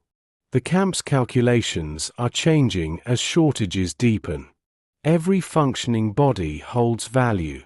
Behind him, the younger prisoner attempts to sit upright without assistance for the first time in days. The movement triggers another coughing fit almost immediately, but weaker than before. The medic crosses quickly toward the bed while the boy steadies himself against the wall, afterward breathing hard from the effort alone. "You should stay down," the medic says quietly. The younger prisoner shakes his head faintly. "If I stay here too long, they'll move me." Again the arithmetic returns. A body too weak for labor risks becoming disposable. A body too healthy to remain in the infirmary loses access to warmth and observation. Recovery itself has become politically dangerous inside the camp. The medic helps the boy lower himself carefully back against the blankets while considering the truth beneath the fear. The younger prisoner is right. Prolonged illness invites scrutiny now. Guards have begun inspecting the infirmary more frequently during recent days, measuring occupancy against labor shortages outside the wire. Near the entrance, voices rise briefly as two guards step inside the barracks accompanied by one of the camp administrators carrying a clipboard beneath his arm. The room stills almost immediately. Prisoners near the stove lower their eyes. The medic rises slowly from beside the bed while the administrator surveys the infirmary through round fogged spectacles. The man smells faintly of wet leather and tobacco. He studies the room not medically, but numerically. How many bodies remain capable of work? How many blankets occupy non-productive prisoners? How much space illness currently consumes?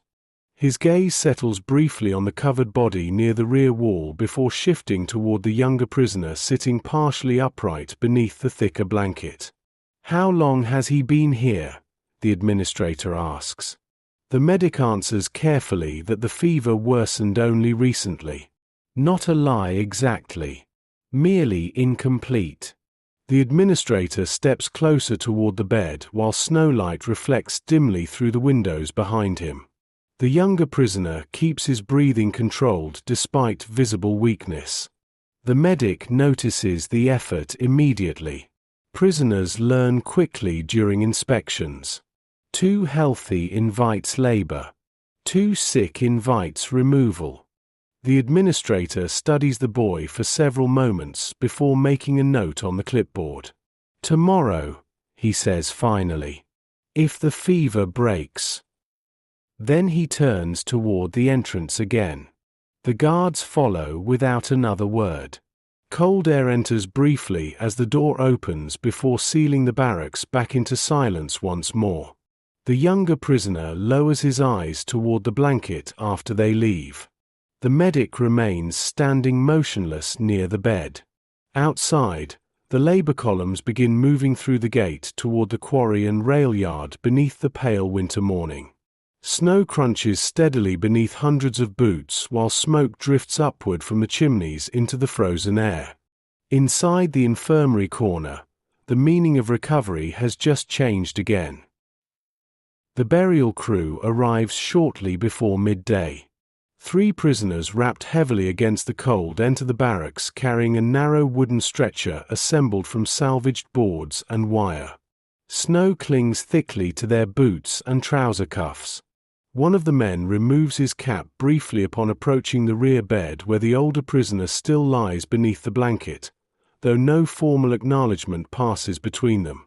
The camp has long since exhausted the possibility of ceremony for every death. Still, certain gestures survive quietly. The medic steps aside while the men lift the body carefully from the mattress. The blanket remains wrapped fully around him. The younger fevered prisoner watches from his bed without speaking as the stretcher moves slowly through the narrow aisle toward the entrance. For a moment one corner of the blanket slips slightly, exposing the older man's hand before another prisoner gently tucks the fabric back into place. Then the door opens. Cold air enters sharply along with bright reflected snowlight from outside. The stretcher disappears into the white compound beyond the barracks while boots crunch steadily across the frozen ground. A few moments later the door closes again and the infirmary returns to stillness. Only the empty bed remains. Grief inside prison camps rarely resembles ordinary mourning. There is too little energy available for prolonged emotional collapse. Instead, grief emerges through withdrawal, silence, hesitation. The younger prisoner had spoken more during the previous days than most men inside the infirmary. Now he watches nothing. Answers only when addressed directly. Even the coughing seems quieter. Outside, labor details continue moving through the snow between work sites beneath pale afternoon light. The storm has left the compound almost painfully bright under the winter sky. Sunlight reflects harshly from the snowfields beyond the wire, forcing guards and prisoners alike to narrow their eyes against the glare.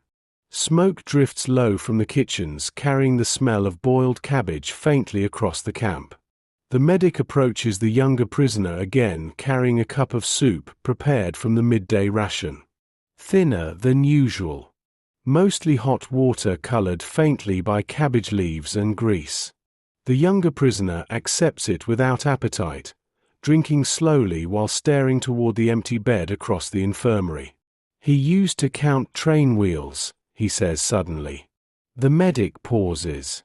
The boy explains quietly that during sleepless nights the older prisoner would listen for freight trains beyond the forest and count the wheel rhythm beneath the snow. Different trains carried different sounds depending on the weight and cargo. Coal cars. Livestock wagons.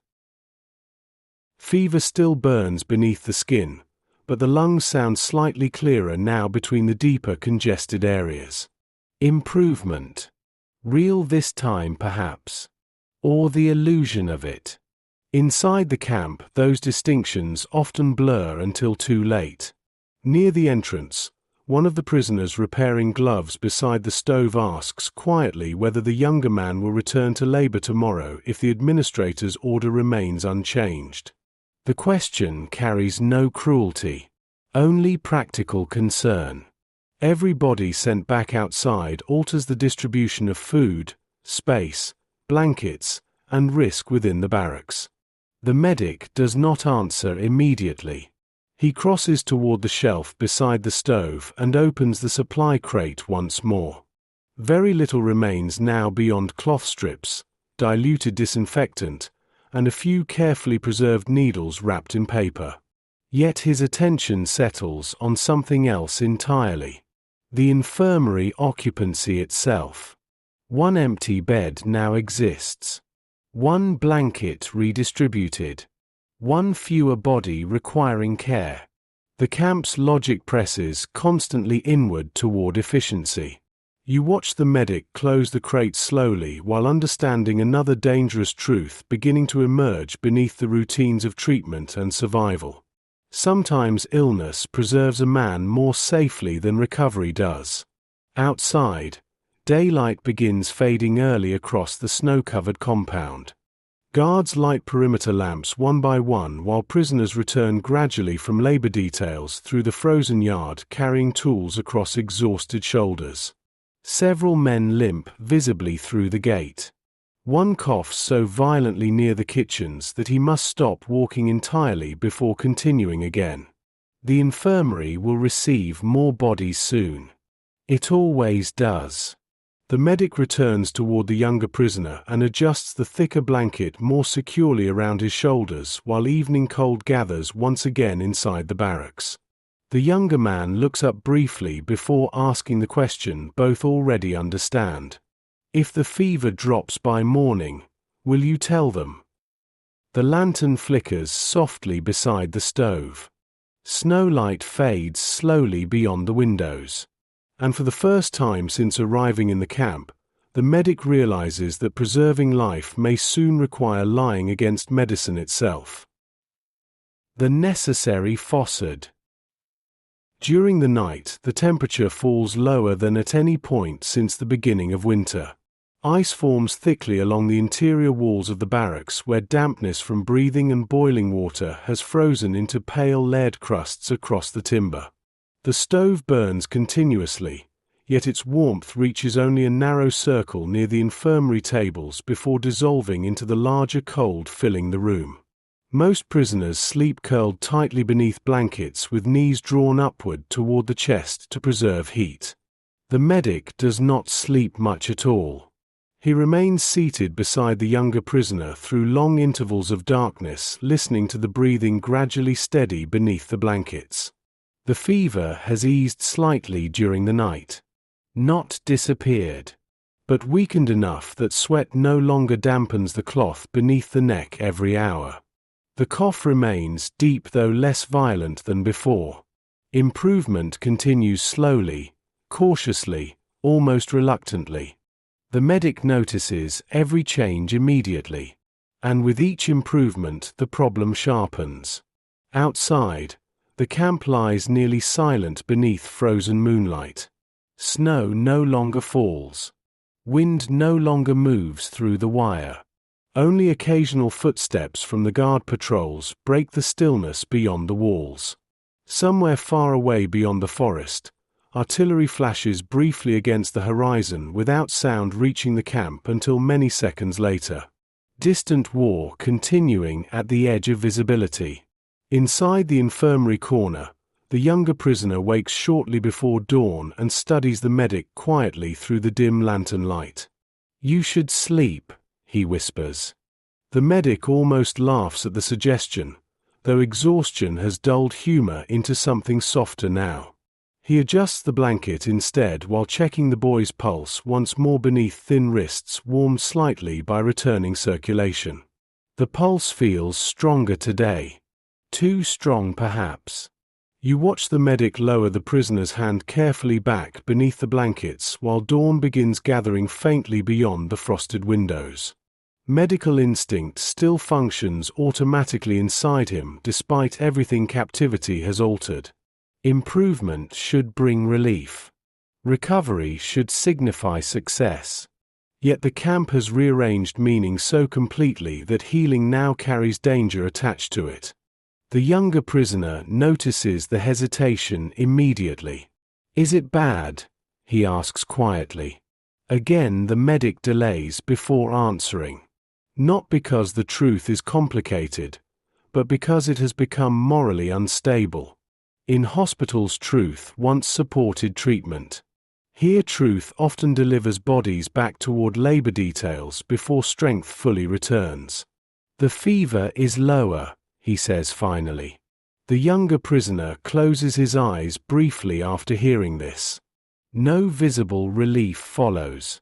Only calculation. Outside, whistles begin sounding across the compound while prisoners rise slowly from the bunks preparing for morning formation. Boots scrape against frozen floorboards. Men wrap strips of cloth around hands before stepping into the cold. Near the entrance, one prisoner struggles to pull swollen feet into hardened boots while another assists silently without being asked. The infirmary wakes gradually around the same tension already settled between the medic and the recovering patient. Morning inspection will come again. The administrator with the clipboard will return eventually to measure bodies against labor shortages. The medic knows this with certainty. Camps function through repetition more than surprise. Once an order enters the system, it circles back continuously until resolved. Near the stove, the quarry worker flexes his frostbitten hands carefully beside the flames before preparing to return outside.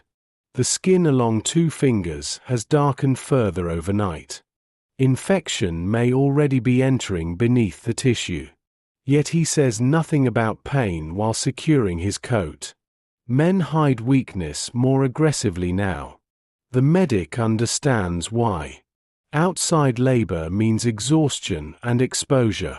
Inside prolonged illness means scrutiny and possible transfer. Prisoners survive increasingly through ambiguity. Sick enough to avoid the quarry. Healthy enough to avoid removal. The younger prisoner studies the room quietly while others prepare for work. Then he asks the medic whether he believes the administrator will truly notice improvement from one morning to the next. The question lingers heavily in the cold air. The medic looks toward the supply crate beside the stove where the remaining disinfectant and cloth strips rest beneath folded blankets. Beyond it, the empty bed from the older prisoner still waits unused. The infirmary has space now. Barely. But enough. Enough perhaps to preserve one body longer if the system can be delayed. He rises slowly and crosses toward the basin where boiled water cools beside the stove. Around him, prisoners continue preparing for labor while pale dawn light gathers beyond the windows. The medic studies his own reflection briefly in the thin layer of water trembling near the basin edge. Hollow cheeks. Eyes darkened by exhaustion. Beard uneven from weeks without proper shaving. He barely resembles the physician who entered captivity months earlier carrying medical manuals and sterilization protocols in neatly organized bags. That man believed medicine functioned through accuracy. This version understands something harsher. Sometimes survival depends on carefully constructed uncertainty. You watch him return toward the younger prisoner carrying a cloth dipped in water still faintly warm from the stove. He presses it gently against the boy's forehead while the camp continues waking beyond the infirmary. The skin still holds heat. Not enough to justify certainty. Enough perhaps to justify delay. Outside, the administrator's footsteps already move somewhere through the snow between the barracks. The inspection begins earlier than usual. Boots strike sharply against the frozen pathway outside the barracks before the door opens, and cold air rushes briefly through the room carrying the smell of snow and coal smoke. The administrator enters with the same clipboard beneath his arm, accompanied this time by only one guard instead of 2. The reduced escort says something about conditions elsewhere in the camp. Personnel thinning. Front pressures shifting. Even authority appears more tired now beneath the winter. The medic rises immediately from beside the younger prisoner's bed while the administrator surveys the infirmary through fogged spectacles already dusted lightly with snow. His face looks paler than during previous inspections. Small veins visible beneath the skin near the nose. Fatigue travels through hierarchies as well. Near the stove, prisoners preparing for labor lower their eyes automatically. The administrator approaches the younger prisoner without speaking at first. He studies the boy carefully while removing gloves stiffened from the cold. The younger prisoner remains beneath the blankets, breathing slowly, allowing exhaustion to remain visible without exaggerating weakness into performance. The medic notices the restraint immediately. Too much illness invites suspicion. Too much strength invites labor. Outside, whistles echo faintly across the compound while work columns assemble in the frozen yard. The administrator places one hand briefly against the younger prisoner's forehead. The medic watches closely. The fever truly has lessened. That much is undeniable. Yet traces remain beneath the skin. Lingering warmth balanced precariously between recovery and continued illness. The administrator hesitates slightly while assessing it. "How long since the blood coughing?" he asks without looking up. The medic answers calmly that it worsened again during the night. A lie. Not entirely impossible. Not entirely unverifiable. Simply untrue. The words settle heavily inside the room despite their softness. You watch the medic remain completely still after speaking while snowlight filters dimly through the windows behind him. Earlier in life, deception inside medical treatment would have violated every instinct he possessed. Diagnosis depended upon precision. Records depended upon accuracy. Lives depended upon clarity between observation and report. But prison camps alter moral structures the same way freezing rivers alter landscapes. Slowly. Through pressure. Until old boundaries disappear beneath accumulated survival. The administrator studies the younger prisoner several moments longer before asking whether the lungs remain congested. Again the medic answers yes. Another lie. Not total fabrication. Congestion still exists faintly. Yet not at the severity implied by his tone. The younger prisoner understands this immediately from beside the bed. The medic notices the quick flicker of surprise crossing the boy's face before exhaustion masks it again.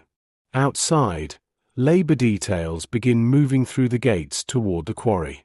Boots crunch steadily across frozen snow while guards shout numbers into the morning air. Through the windows, columns of prisoners pass between watchtowers carrying tools against bent shoulders beneath pale winter light.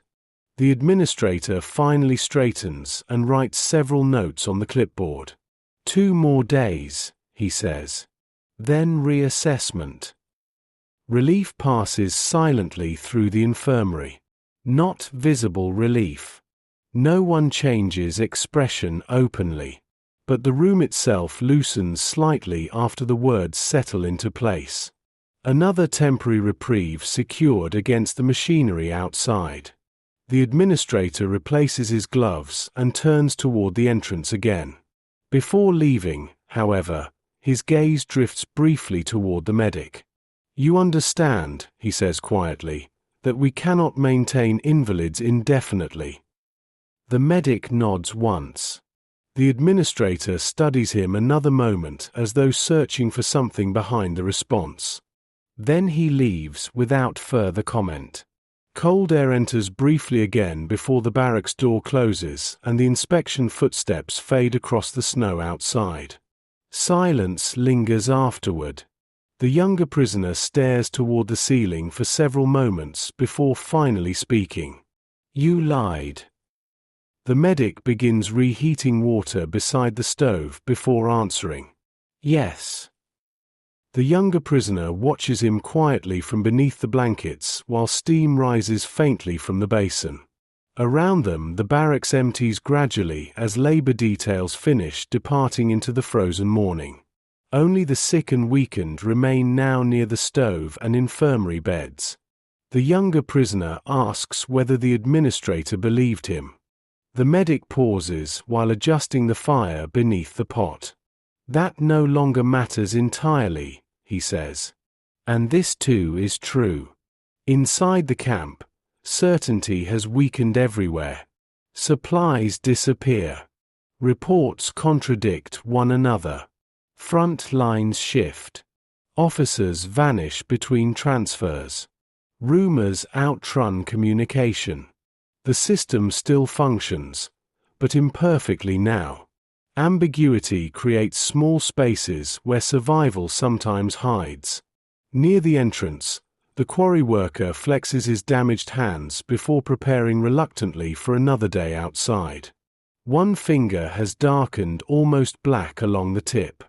The medic notices it immediately. Another body balancing between usefulness and collapse. Another calculation waiting. You watch him cross toward the prisoner and inspect the hand beneath weak morning light filtering through the frosted windows. The quarry worker avoids eye contact while the medic unwraps the cloth carefully. Infection has spread farther during the night. Swelling tightens the skin nearly to splitting. The medic understands immediately that the man should not return to labor. But the infirmary already strains against scrutiny. Another invalid risks attention. Another occupied bed risks redistribution. Another absent laborer risks punishment extending beyond the individual himself. The quarry worker watches the medic's expression carefully. Then, before any words are spoken, he quietly begins rewrapping the hand himself. Neither man mentions the injury again. Outside, the labor columns disappear gradually into the pale winter distance while smoke drifts low across the frozen compound. The camp resumes its endless rhythms beneath the cold morning sky. Inside the infirmary corner, the medic returns slowly toward the younger prisoner carrying fresh water and clean cloths. And while moving between the beds, he begins realizing that medicine inside the camp has changed once again. It no longer asks only, "Who can be healed?" Now it asks, "Who can still be hidden?" The men returned too early. The cold persists for nearly a week without interruption. Snow hardens into layered ice across the compound while the sky remains pale and brittle above the watchtowers. Each morning begins beneath the same thin grey light spreading slowly across frozen roofs and chimney smoke. Each evening ends with the same exhausted columns returning from the quarry and rail yard carrying tools across shoulders narrowed by hunger and cold. Time inside the camp settles into repetition so complete that individual days begin losing shape. Inside the infirmary, the younger prisoner continues improving carefully beneath the medic's observation. The fever weakens further. The coughing spaces itself farther apart. Strength returns slowly into the hands and voice. And with each improvement, danger grows beside it. You watch the medic study the younger prisoner almost more anxiously now than during the worst nights of illness. Recovery inside ordinary hospitals once produced optimism. Here it produces countdowns. The administrator's promise of reassessment circles constantly beneath every routine inside the barracks. Near the stove, the quarry worker no longer hides the condition of his hand completely. 2 fingers have darkened nearly black along the tips where frostbite and infection continue spreading beneath the skin. Yet he still leaves with the labor columns each morning before dawn. The medic notices how carefully the man positions himself near the rear of formations now, preserving energy through smaller movements whenever guards are not directly watching. Many prisoners have begun developing these quiet adaptations. Shortened steps, controlled coughing, momentary pauses hidden behind equipment carts. Hands concealed inside sleeves to hide trembling. The camp has entered a phase where illness remains present everywhere but visible nowhere longer than necessary. Outside, the quarry consumes bodies steadily through the winter. The medic hears fragments of it each evening from returning workers gathered near the stove. Frozen tools sticking to skin. Stone too cold to fracture properly. Men collapsing while hauling carts through snow hardened like concrete. Yet every morning the labor columns continue forming beneath the whistles. The machinery persists. Near midday, Several prisoners carry a new arrival into the infirmary corner wrapped partially in frozen blankets stiff with snow and mud. The man's boots drag heavily against the floorboards while blood drips steadily from beneath one trouser leg onto the wood below. A quarry collapse. Stone shifting unexpectedly beneath ice. The labor detail received no transport assistance, returning him across the compound. The medic clears space immediately beside the stove while prisoners lower the injured man carefully onto one of the remaining beds. His leg bends unnaturally below the knee. The medic notices the fracture at once. Not clean. Bone likely splintered beneath the skin, though the trousers conceal the full damage. The injured prisoner drifts between consciousness and shock while breath clouds heavily above his face. Snow melts rapidly from his coat onto the blankets beneath him. You watch the room reorganize instantly around the emergency. Water reheated. Cloths gathered. One prisoner feeding wood urgently into the stove. Another holding the lantern closer while the medic cuts open the frozen trouser leg using a sharpened spoon handle adapted long ago into a crude blade. The fracture reveals itself slowly beneath blood and swelling. The lower leg has twisted badly enough that even the prisoners nearby avert their eyes briefly once the fabric peels away. The medic studies it in silence while steam rises from the heated water beside him. Earlier in captivity, he might have attempted proper stabilization immediately. Traction. Splint alignment. Pain relief. Sterile dressing. Now he inventories absence first. No morphine. No proper splints. No surgical assistance. No transport. No certainty the leg can heal before infection arrives. The injured prisoner regains awareness fully once the medic begins touching the fracture. Pain tears through him almost instantly. He grips the sides of the mattress hard enough that his knuckles whiten beneath dirt and cold. "Please," he whispers before the procedure even begins. The medic places one hand briefly against the man's shoulder while prisoners nearby steady the lantern and boiled cloths. Outside, labor whistles echo faintly again through the frozen afternoon. Another shift changing beyond the barracks while snow drifts slowly across the compound beneath pale winter light. The medic looks toward the younger recovering prisoner for one brief moment across the infirmary. The boy watches silently from beneath the blankets. Both understand immediately what this injury means. Another occupied bed. Another invalid body. Another man now trapped inside the arithmetic of usefulness and survival. The medic turns back toward the fracture and begins straightening the leg with slow controlled pressure while the injured prisoner cries out through clenched teeth. The sound fills the infirmary sharply enough that several prisoners near the entrance stop moving entirely for a moment. Pain changes atmosphere more violently than death here. Death arrives quietly now. Pain still interrupts. The medic continues working while sweat gathers beneath his collar despite the freezing room. Bone shifts beneath his hands with a sickening internal movement before settling slightly closer toward alignment. Not correct. Only less catastrophic. The prisoner trembles violently afterward, half from agony and half from cold. Near the stove, one of the older prisoners unwraps a hidden crust of bread from inside his coat and silently places it beside the injured man's bed. No one comments on the gesture. The medic secures rough splints along the leg using scavenged boards padded with folded cloth strips.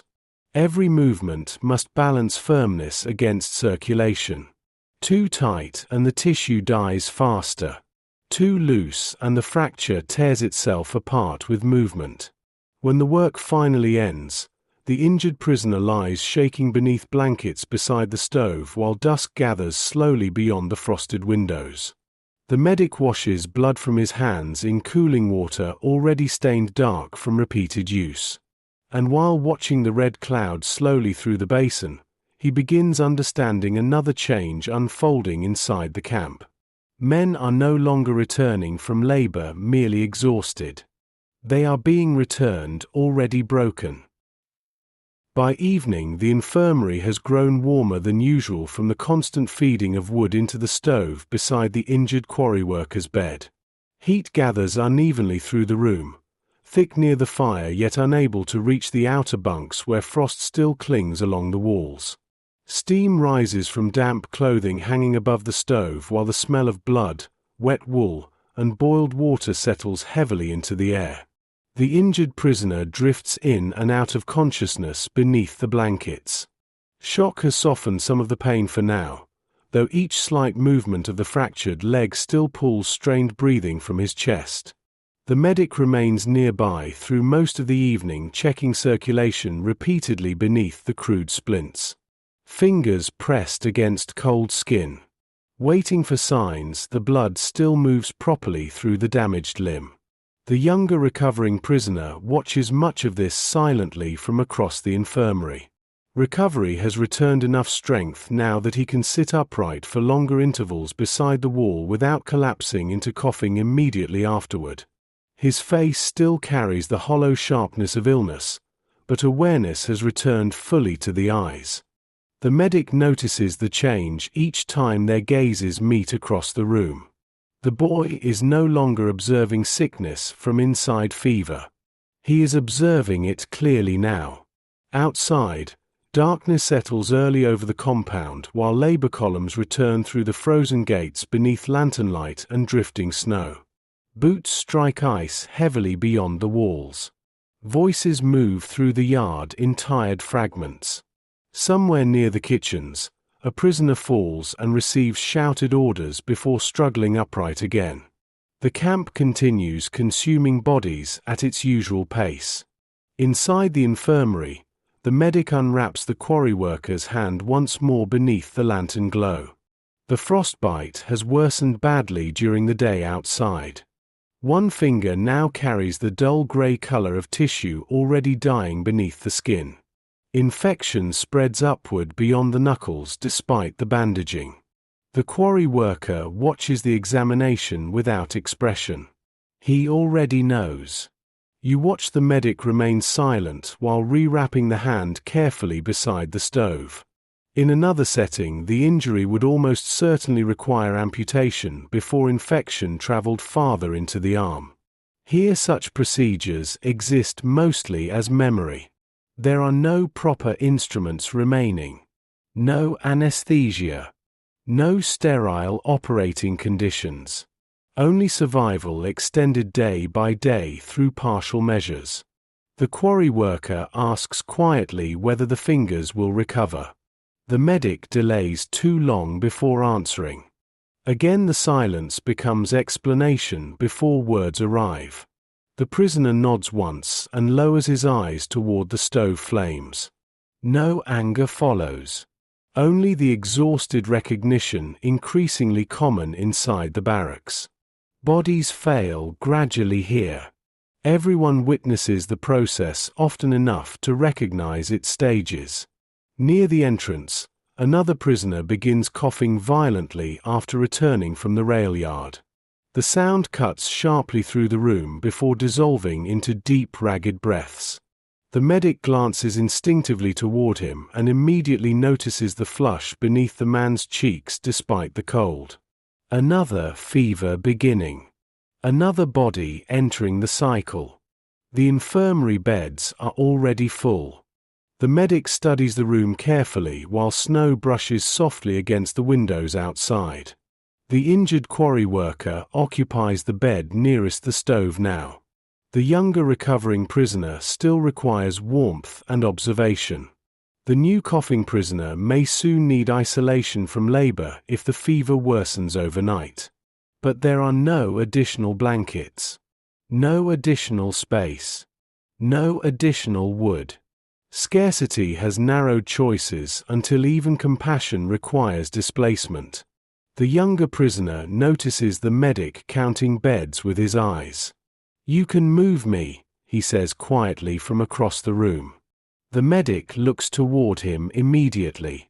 The boy gestures faintly toward the rear bunks beyond the hanging blankets where colder prisoners sleep tightly packed together against the walls. His voice remains weak, but steadier now than during previous days. "I can manage there." The statement carries more courage than confidence. The medic understands this at once.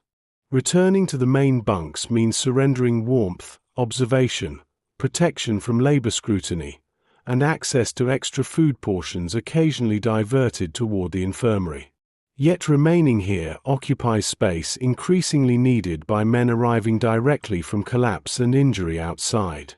Mercy has begun turning inward against itself.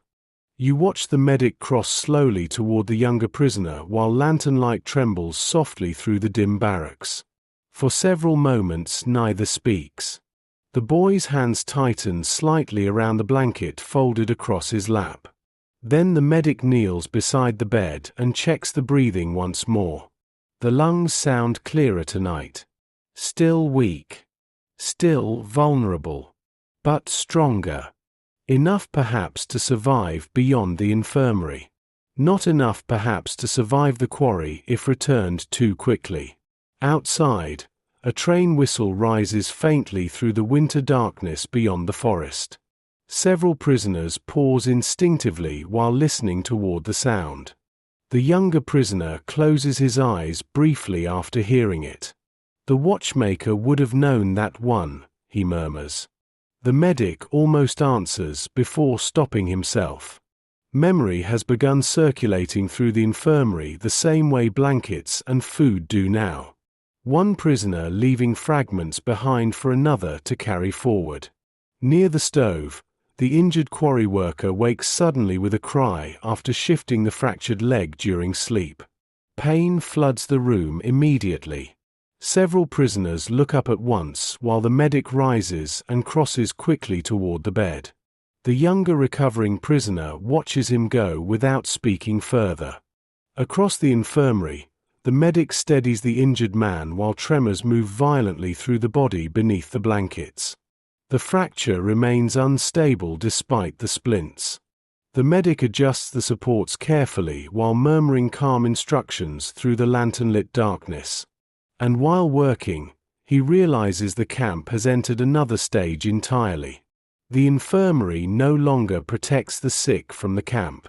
Now it must decide which suffering deserves shelter most urgently. The sound of bodies wearing down. The weeks that follow settle into a pattern so repetitive that memory begins compressing individual days together. Snow falls. Snow melts. Rain freezes across the pathways between barracks before dawn. Labor columns leave through darkness and return through darkness. The infirmary fills. Empties slightly. Fills again. The camp continues breathing through exhaustion. Inside the infirmary corner, the injured quarry worker survives the first dangerous nights after the fracture, though fever begins creeping steadily into the damaged leg despite the medic's efforts. The swelling worsens beneath the splints. Skin tightens shiny and red along the calf. Some mornings the man wakes shaking from pain before speaking a single word. Other mornings he remains silent for hours staring toward the stove while the medic changes cloths stiffened from blood and infection. The younger recovering prisoner now sleeps in the rear bunks beyond the hanging blankets after surrendering his bed beside the stove. The transition happened quietly. No formal discussion. One evening he simply carried the thicker blanket toward the colder section of the barracks while another prisoner took his place near the infirmary tables. The medic watched him go without intervening. Both understood why it had become necessary. You watch the younger prisoner carefully each morning now while labor formations gather outside. He still coughs occasionally during cold air, but the fever has not returned. Strength rebuilds slowly beneath starvation-thinned muscles. The danger no longer comes from illness alone. It comes from visibility. Recovery eventually announces itself whether a prisoner wishes it to or not. Outside, The camp grows louder despite the winter.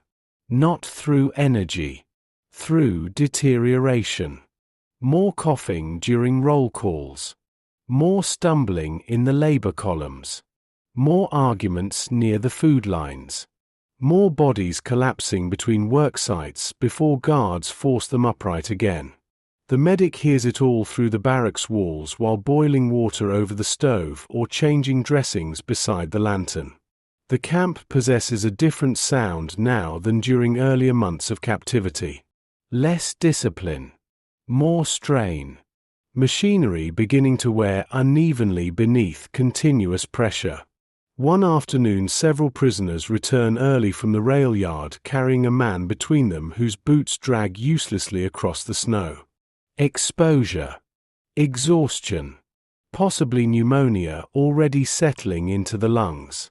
The medic recognizes the signs before the prisoner fully enters the infirmary. Gray skin. Wet breathing. Hands too stiff to grip the blanket wrapped around his shoulders. There is nowhere proper to place him. The medic clears space near the stove anyway. Another blanket redistributed. Another bowl of soup divided thinner. Another body folded into the arithmetic. Near the rear bunks, the younger recovering prisoner watches the arrival while tightening the borrowed blanket around himself against the cold. The medic notices him suppressing a cough afterward. Not illness this time perhaps. Only the damp freezing air reaching farther into the sleeping area away from the stove. Still, the sound unsettles him. Outside, a train passes unusually close to the camp sometime near dusk. The iron rhythm carries heavily through the frozen ground beneath the barracks floorboards before the whistle finally rises across the snow-covered forest. Many prisoners stop what they are doing while listening. Even guards near the watchtowers turn briefly toward the sound. Trains still signify movement. Movement still signifies possibility. The younger prisoner closes his eyes after the whistle fades. "The empty ones again," he says quietly from the rear bunks. Several prisoners glance toward him after hearing this. No explanation needed. The dead watchmaker's observations have survived beyond him now, circulating through the barracks as shared language. Empty trains sounding hollow beneath winter skies. The medic notices this with unexpected force. Memory inside the camp rarely survives through monuments or ceremony. It survives through phrases repeated quietly enough times that ownership disappears. Near the stove, the fractured quarry worker begins shaking violently beneath rising fever. Infection has worsened rapidly during the past 2 days. The medic unwraps the leg once more beneath lantern light while steam rises from boiled cloths nearby. The smell reaches the room immediately. Rot beginning beneath the skin. Several prisoners near the entrance lower their eyes instinctively. You watch the medic study the leg in silence while the infected flesh darkens visibly around the wound edges. Earlier in captivity, he still searched for solutions first. Drainage, cleaning, stabilization, preservation. Now he measures time instead. How long before fever spreads fully into the bloodstream? How long before delirium arrives? How long before the body loses its argument against infection completely? The quarry worker watches the medic's face carefully during the examination. Then he asks quietly whether the leg should come off. The question stills the room. Even the younger recovering prisoner lifts his head from the rear bunks after hearing it. Outside, snow begins falling again beyond the windows in thin drifting patterns beneath the darkening sky. Lantern light flickers across the infirmary while the medic remains crouched beside the bed holding cloths already stained from repeated cleaning. Amputation. Once the word would have triggered procedure. Preparation. Assistance. Instruments. Sterile drapes. Measured anesthesia. Here it means something else entirely. A man held down beside the stove. A sharpened blade. Boiled water. Screaming. Possible death from shock before the operation even ends. The medic looks toward the quarry worker's face. The prisoner does not appear frightened anymore. Only exhausted by pain prolonged too long. For several moments the medic says nothing. Then quietly, honestly this time, he answers, "I don't know if your body would survive it." The quarry worker nods after hearing the answer. No disappointment appears in his face. Only recognition. By now most prisoners understand that certainty rarely exists inside the camp anymore. Bodies survive impossible conditions 1 week and fail suddenly the next from smaller wounds. Men with fever recover unexpectedly while stronger prisoners collapse during ordinary labor details without warning. Survival has become irregular enough that prediction itself feels unreliable. Still, the question lingers heavily through the infirmary after it is spoken aloud. Amputation. The possibility remains suspended inside the room even after the conversation ends. The medic rewashes the infected leg carefully beside the stove while the quarry worker grips the edge of the mattress hard enough that his knuckles pale beneath dirt and frost-cracked skin. Sweat gathers along the man's forehead despite the cold barracks.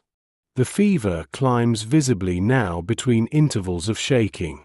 Outside, snow thickens gradually across the compound while labor columns continue returning through the gates beneath lantern light. Boots crunch heavily against fresh drifts. Guards shout numbers into the darkness. Somewhere near the kitchens, metal barrels topple loudly across frozen ground before voices silence again beneath the storm. Inside the infirmary, the younger recovering prisoner watches the procedure from the rear bunks without speaking. The medic notices the attention repeatedly while changing cloths along the infected wound. Earlier during fever the younger man observed suffering distantly, through exhaustion and delirium. Now he sees it clearly. That clarity changes him. You watch the medic finish cleaning the leg and secure fresh wrappings around the swollen tissue while lantern light trembles softly across the walls.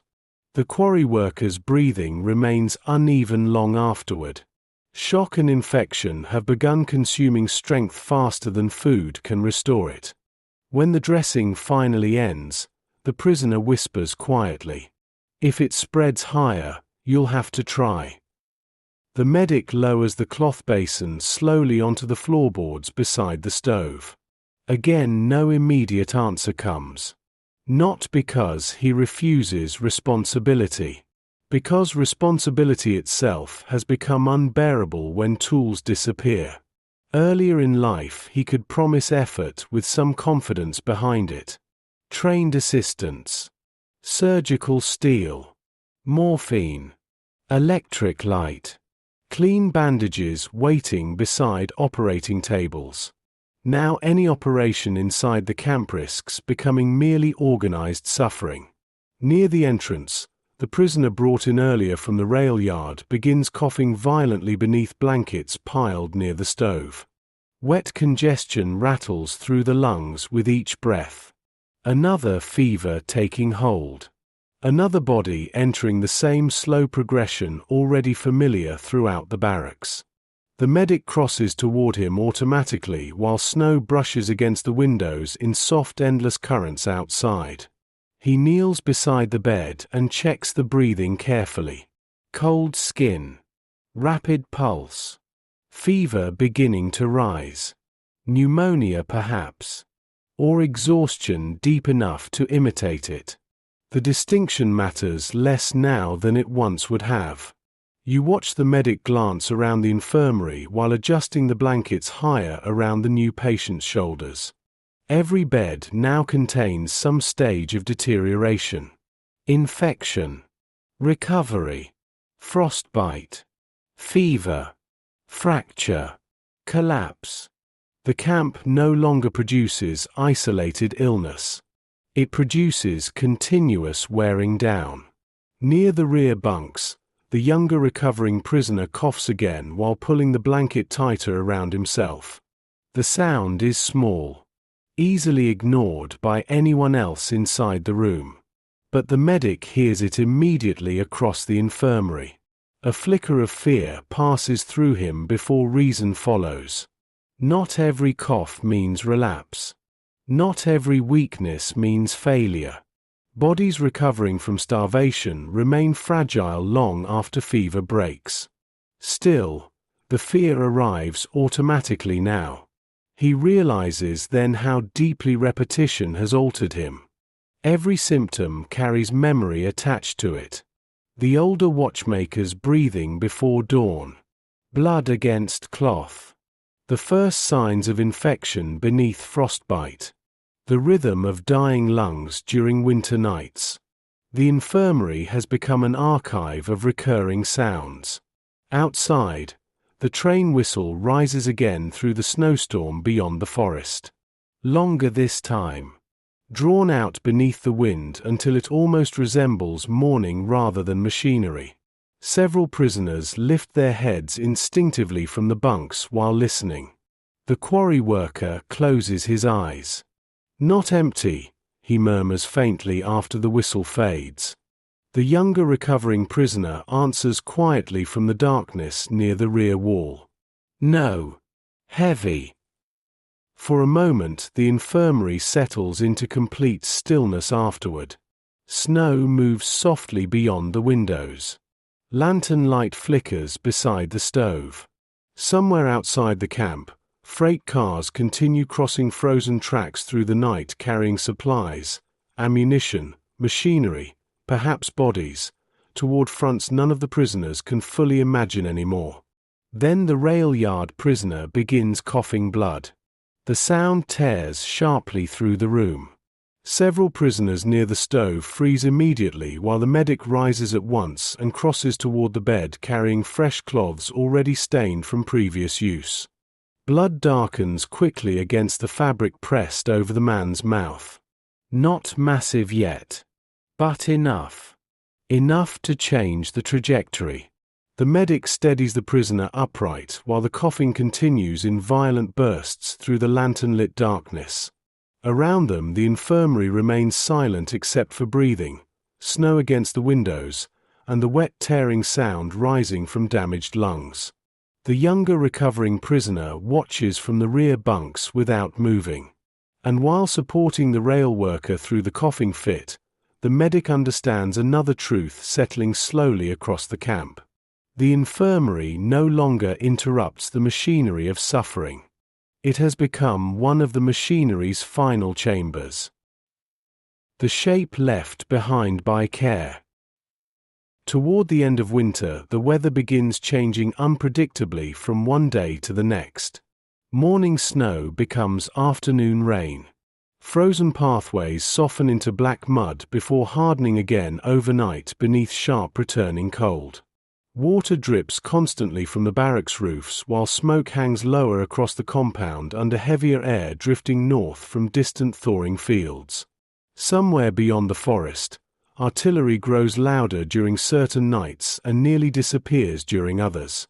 The camp senses movement beyond itself without understanding it fully. Rumors spread faster now. Retreats. Bombed rail lines. Supply shortages outside the wire. Entire divisions disappearing eastward beneath snow and smoke. Yet inside the compound, the routines continue almost unchanged. Labor columns still form before dawn. Guards still count bodies beneath the watchtowers. The infirmary still fills gradually through collapse, fever, and exhaustion. Only the atmosphere has altered. You watch prisoners listening more carefully now whenever trains pass beyond the forest. Whenever distant artillery rolls too close to ignore. Whenever officers move hurriedly between buildings near the administration block carrying folders against their coats. Hope has not returned exactly. But certainty has weakened further. Inside the infirmary corner, The quarry worker survives longer than the medic expected. The infection spreads upward through the leg slowly rather than catastrophically. Fever rises and falls in waves. Some mornings the man drifts near delirium, speaking to people no longer present. Other mornings he sits upright beside the stove describing rail stations from his childhood with startling clarity while snowmelt drips steadily outside the windows. The leg itself blackens gradually beneath the wrappings. The smell has become impossible to fully remove from the room now. The medic changes the dressings twice daily despite understanding the treatment has become largely symbolic. Yet symbolism still matters. To stop cleaning the wound would feel too close to abandoning the man entirely. Care survives partly through repetition even after cure becomes impossible. Near the rear bunks, the younger recovering prisoner now moves freely through the barracks again, helping carry water, repair blankets, and distribute soup among the weaker men. His strength remains fragile but functional. The medic notices him avoiding deep snow whenever possible to preserve energy. Small survival adaptations continuing automatically. The younger man has also begun listening to lungs. The medic sees it repeatedly. Pausing beside coughing prisoners. Watching breathing during sleep. Recognizing fever before others mention it aloud. Illness teaches observation through proximity. Outside, rain begins falling heavily one evening while labor details still remain beyond the gates. Water pours from the roofs in long grey curtains while guards hurry between watchtowers with coats pulled tightly against the storm. Inside the barracks, prisoners gather closer around the stove listening to the weather strike the walls and windows. Then the whistles sound early. Several prisoners look up immediately. Labor columns returning before dark. Something unusual. The gates open beyond the compound and prisoners begin entering rapidly through the rain carrying tools, stretchers, and equipment abandoned carelessly in the mud. Guards shout with unusual urgency while trucks move between the administration buildings near the perimeter fence. The entire camp suddenly feels unstable beneath the storm. The medic steps toward the window instinctively while rainwater streaks the frosted glass. One of the returning prisoners rushes into the barracks breathless from cold and exhaustion. "The rail line's gone," he says. "Bombed during the morning." Voices rise softly through the room afterward. Another prisoner claims bridges farther south have collapsed as well.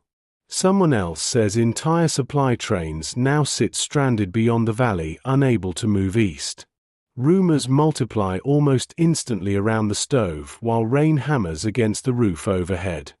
The medic listens without participating. He has seen hope-damaged prisoners before. Yet even he notices something changing outside. Fewer guards visible near the towers. More shouting between officers. Vehicles leaving the compound roads carrying crates covered hastily beneath tarps. The camp machinery sounds uneven tonight. Near the stove, the quarry worker wakes from fevered sleep while listening to the conversations around him. His face has thinned dramatically during recent weeks. Eyes larger now against hollow cheeks.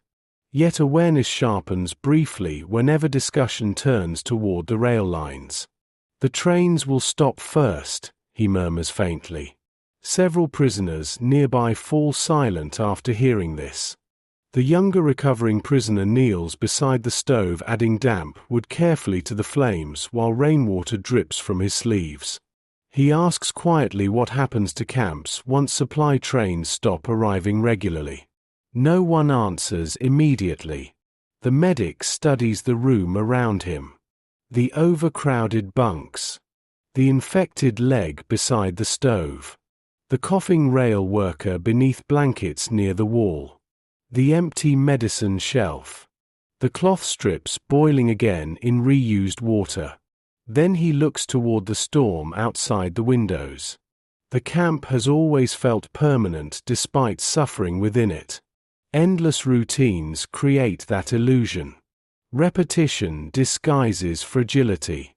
But now, listening to the rain and distant engines beyond the administration block, the medic begins sensing something he has not allowed himself to feel for many months. Not hope. Instability. And instability changes suffering in dangerous ways. The rain continues through the night without pause. Water leaks steadily through the barracks roof into metal basins arranged beneath the worst openings while prisoners sleep restlessly beneath damp blankets and shifting temperatures. The stove struggles to keep pace against the wet cold pressing inward from every wall. Smoke occasionally drifts back into the room when wind changes direction outside, forcing prisoners nearest the fire to cough through the thickened air. The medic remains awake much of the night beside the quarry worker. The infection has entered another phase. Fever burns almost continuously now beneath the man's skin, interrupted only by brief intervals of shivering exhaustion. Sometimes he recognizes the room clearly. Sometimes he drifts elsewhere entirely, speaking in fragments about train stations, bridge crossings, or his brother's workshop before abruptly returning to the present with confusion clouding his face. Near midnight he asks whether the quarry labor detail has already left for the morning. The medic tells him not yet. The quarry worker nods faintly as though relieved by the answer, then closes his eyes again while rain strikes the roof overhead in long uneven waves. You watch the medic change the wrappings once more beneath lantern light dimmed low to conserve fuel. The blackened tissue has spread farther above the knee now. The smell deepens each time the cloths are removed despite repeated boiling and cleaning. Several prisoners sleeping nearby unconsciously pull blankets closer across their faces whenever the wound is exposed. The medic no longer thinks about saving the leg. Now he measures comfort instead. Warmth. Position. Moments without pain severe enough to fracture thought completely. Care has narrowed into smaller responsibilities. Across the infirmary, the rail yard prisoner coughs intermittently through the darkness beneath worsening pneumonia. Blood no longer appears with every fit, but weakness settles visibly deeper into the body each day. The younger recovering prisoner wakes repeatedly throughout the night to help lift cups of water toward fevered mouths before returning silently to the rear bunks. The medic notices this too. Without instruction, the younger man has begun inheriting routines once carried alone. Adjusting blankets. Listening for dangerous coughing changes. Reheating water before dawn. Supporting weaker prisoners toward the stove. The transition happens so gradually that neither fully acknowledges it aloud.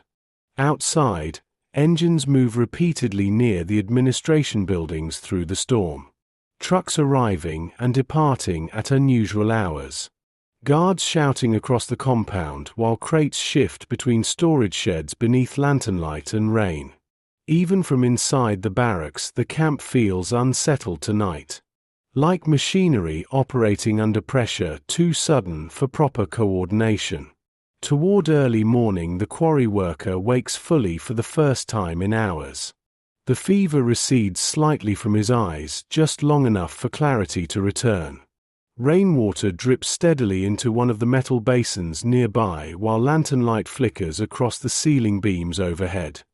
The medic sits beside the bed cleaning instruments that no longer deserve the name. A bent spoon handle. Needles wrapped in cloth.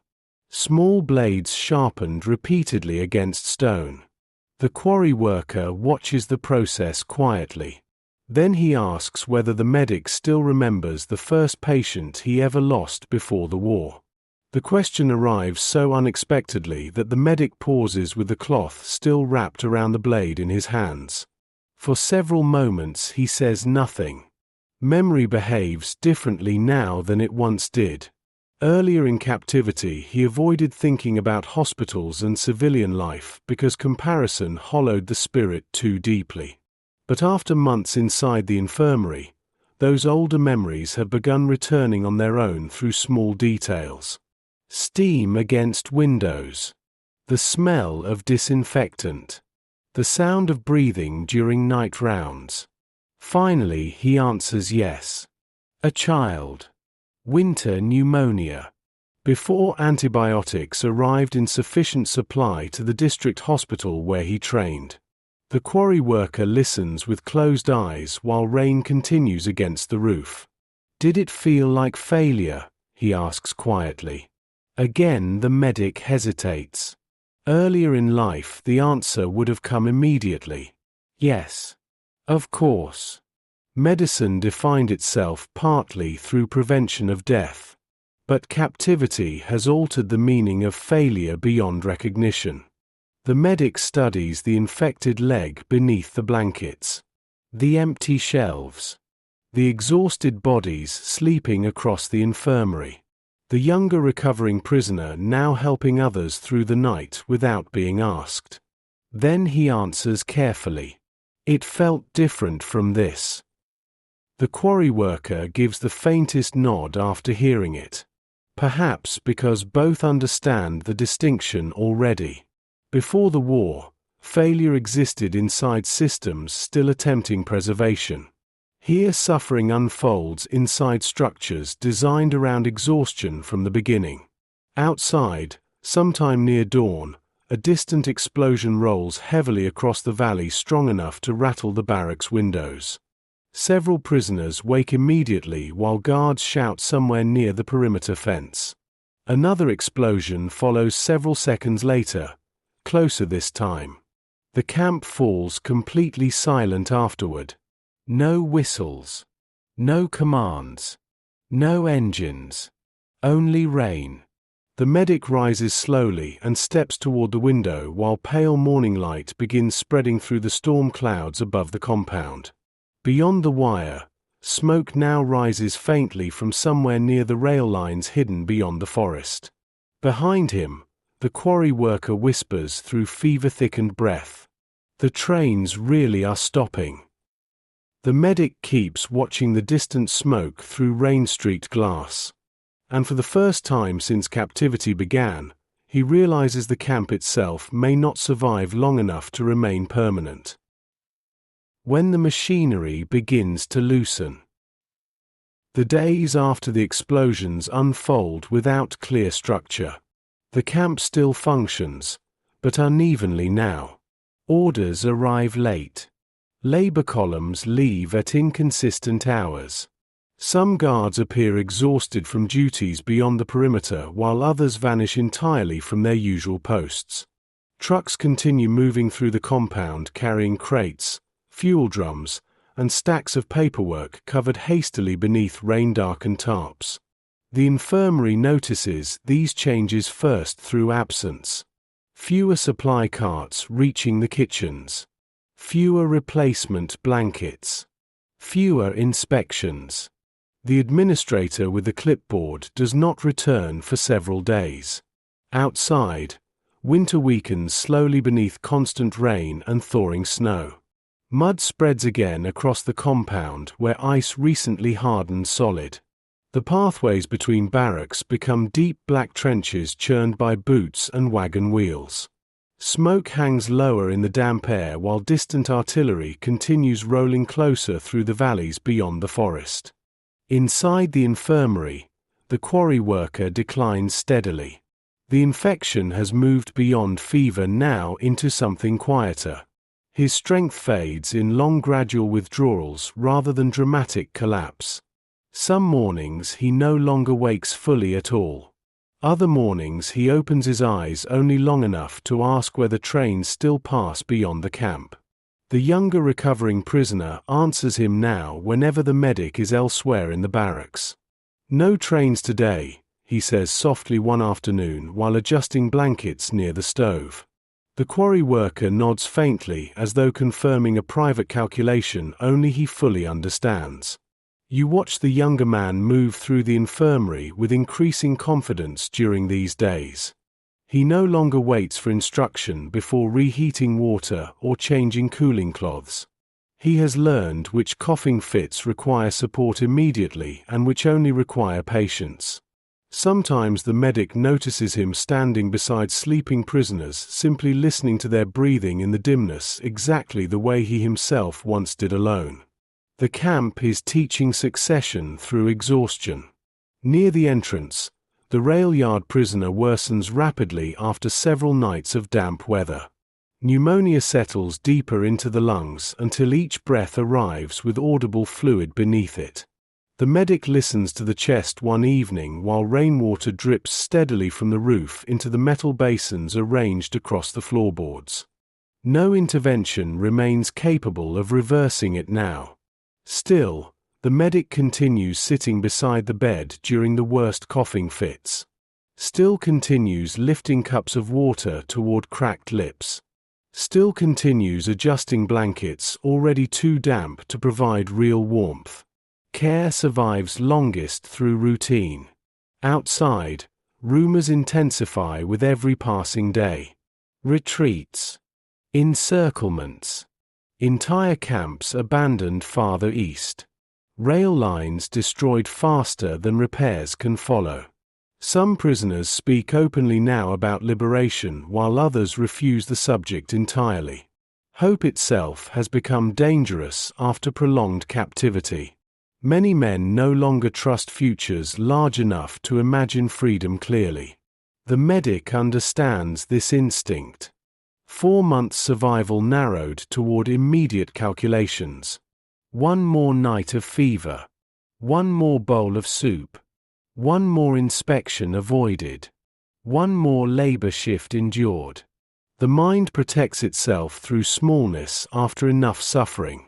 One evening a guard enters the barracks unexpectedly carrying a crate usually reserved for kitchen deliveries. Without explanation he leaves several loaves of stale bread near the stove before departing again into the rain. No announcement. No orders.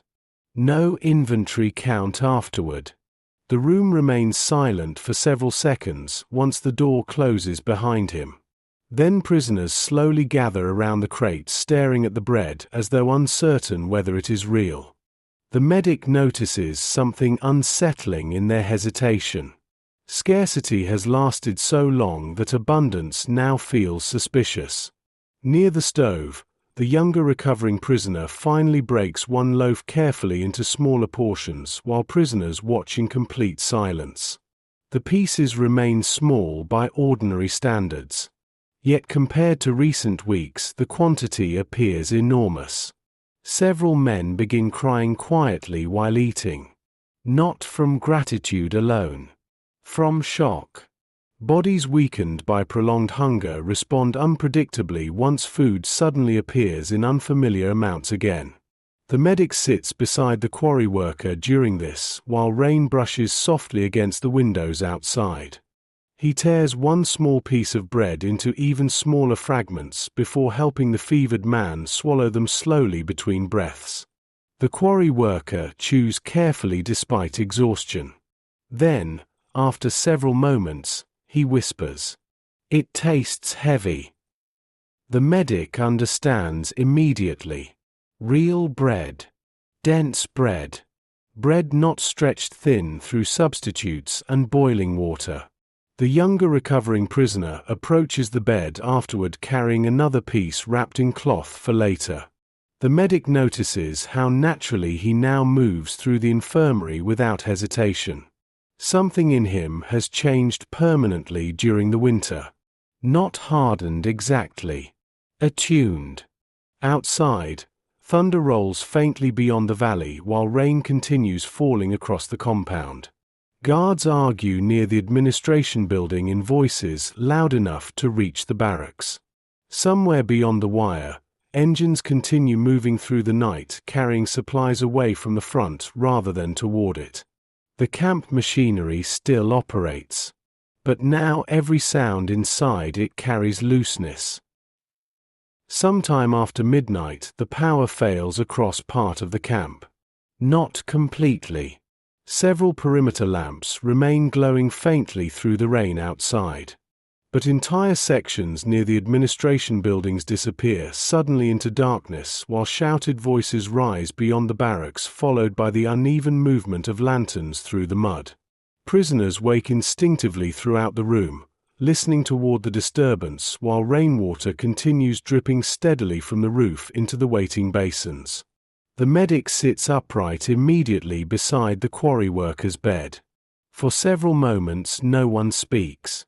Then somewhere near the perimeter gate, a truck engine grinds loudly before stalling in deep mud. Another engine answers farther away near the rail storage sheds. The sounds overlap awkwardly rather than rhythmically. Even machinery seems exhausted now. You watch prisoners lifting blankets slightly to peer toward the windows through the dim lantern glow inside the barracks. Earlier in captivity, unusual movement outside often triggered fear of inspection, punishment, or transport. Tonight the atmosphere feels different.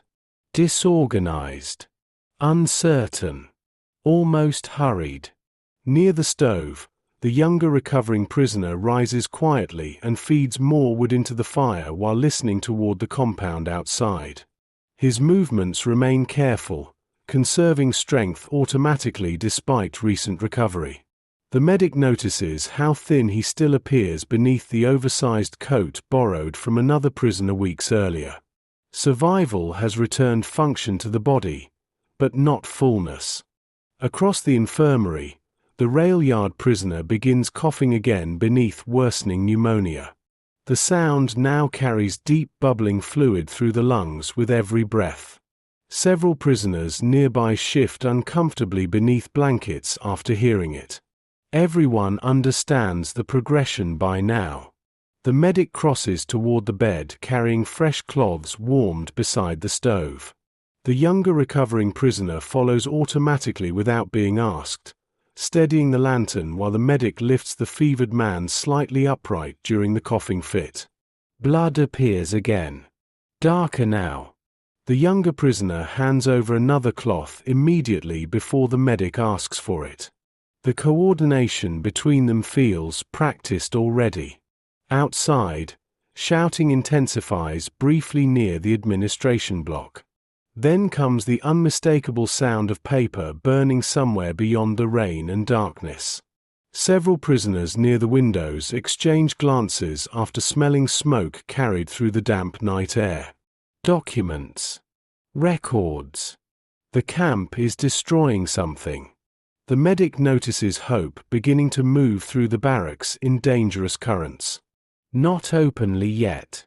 More through posture. Through breathing. Through the sudden sharp attention directed toward every sound outside. Men who spent months staring only downward now lift their heads instinctively whenever engines move beyond the walls. Hope after prolonged captivity resembles hunger. Once awakened, it spreads quickly through weakened bodies. The medic finishes cleaning blood from the rail yard prisoner's mouth while the younger recovering prisoner replaces cooling cloths against the man's forehead. Their hands move around one another with quiet efficiency beneath the lantern light. Then the younger prisoner asks softly, "If they leave suddenly, what happens to the sick?" The question settles heavily across the infirmary. Outside, rain continues falling through darkness where parts of the camp no longer carry light at all. The medic understands immediately why the question matters. Laborious might walk out if guards abandon the compound. Stronger prisoners might flee into nearby forests or villages once fences become irrelevant. But the infirmary contains bodies unable to move independently. The rail worker drowning slowly inside his lungs. The quarry worker consumed by infection. Others weakened too deeply by starvation or fever to survive open roads. Liberation favors the healthy first. The medic looks toward the quarry worker beside the stove. Fever has pulled him into uneasy sleep again, one hand resting loosely across the blankets while shallow breathing rises and falls beneath lantern shadows. The younger recovering prisoner follows his gaze. Neither speaks further for several moments. Then outside the barracks comes another sound none of them have heard in months. Laughter from the guards. Not cruel laughter. Not drunken shouting. Relieved laughter. Several voices together near the administration buildings beneath the rain. The sound unsettles the medic more deeply than anger would have. Something has changed beyond the wire. Something large enough to loosen even discipline itself. Near dawn the rain finally weakens toward mist while grey morning light spreads slowly across the compound. The usual whistles for labor formation never arrive. Prisoners throughout the barracks wake gradually into silence. No shouted numbers.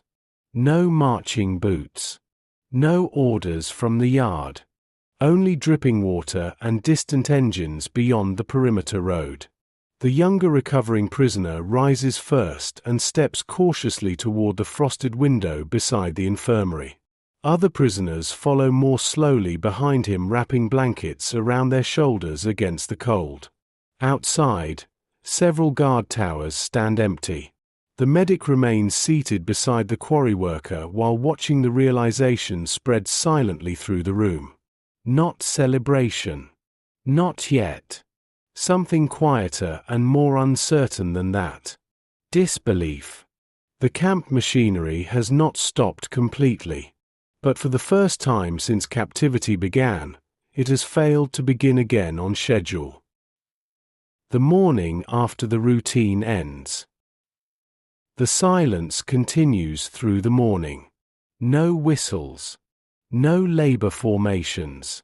No guards counting bodies beneath the watchtowers. Rainwater drips steadily from the roofs outside while prisoners remain gathered near the windows watching the compound through frost-clouded glass. Several towers still stand empty beneath the grey dawn.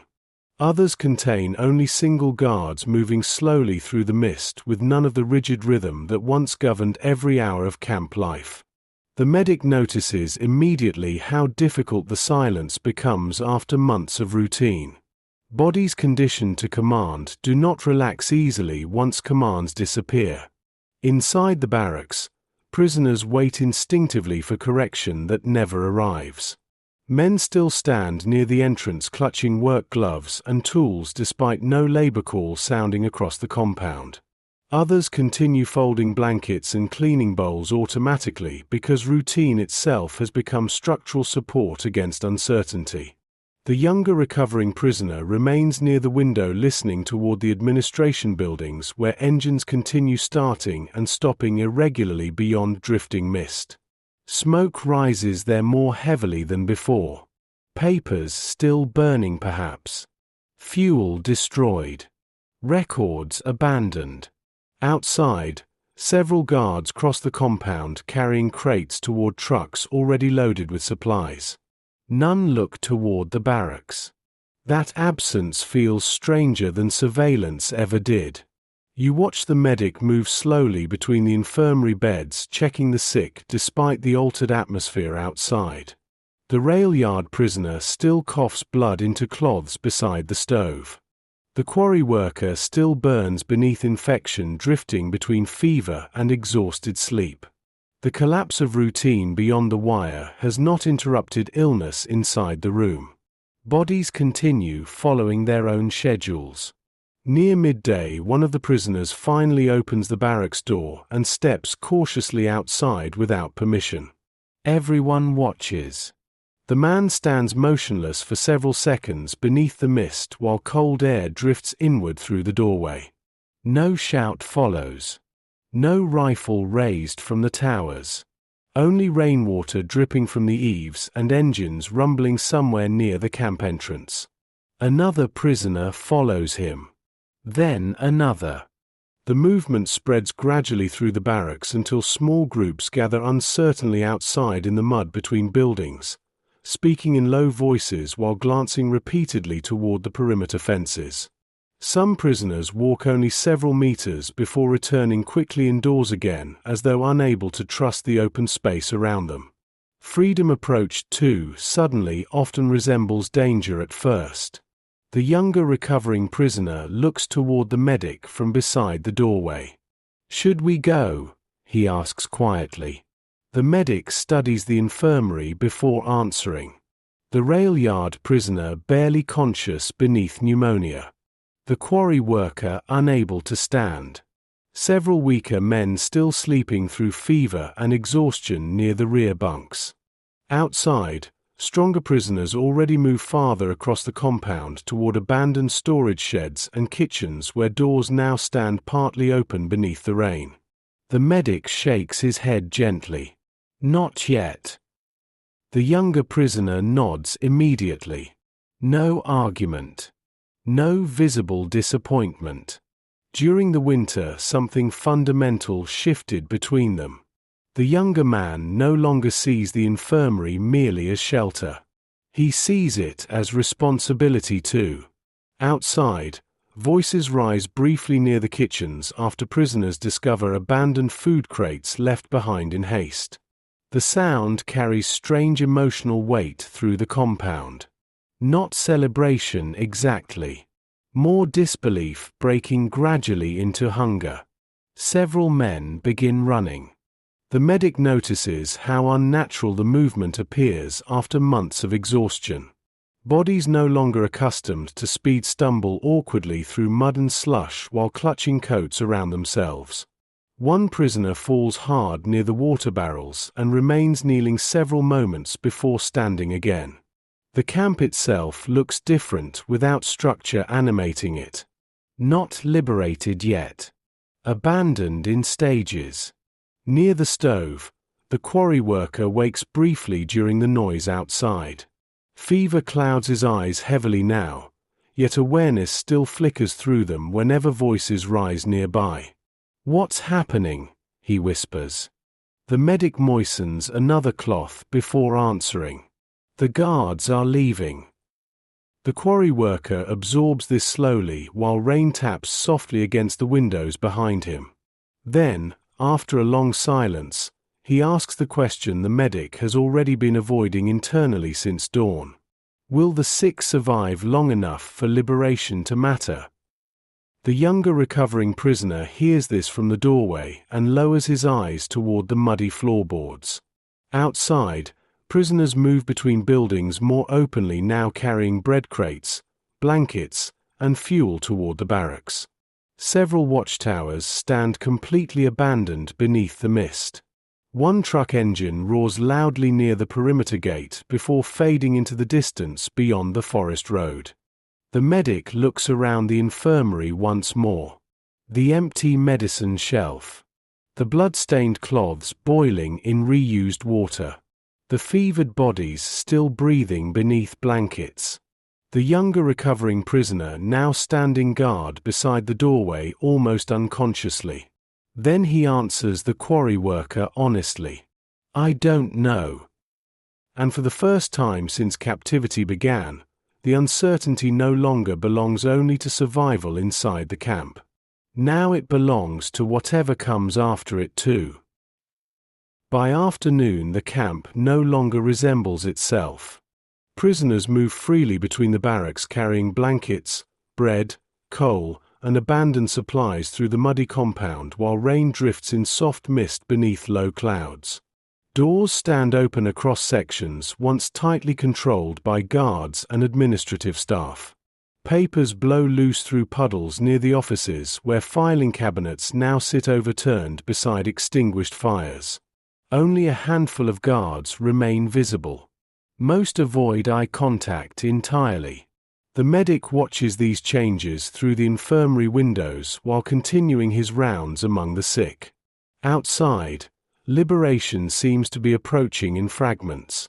An abandoned tower. An unlocked gate.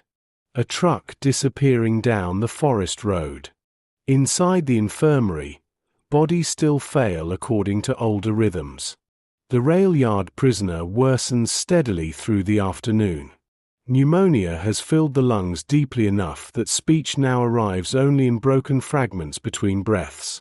The younger recovering prisoner remains beside him frequently, lifting water cups and replacing cloths against the fevered forehead while the medic tends to the quarry worker near the stove.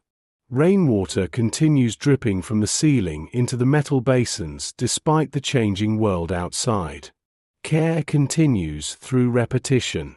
You watch prisoners entering the barracks carrying food scavenged from abandoned storage sheds. Potatoes, stale flour, small tins of preserved meat, even sugar wrapped carefully in paper sacks darkened by moisture. The atmosphere shifts immediately once food begins arriving in visible quantities. Men who spent months speaking softly now argue openly near the stove over cooking space and distribution.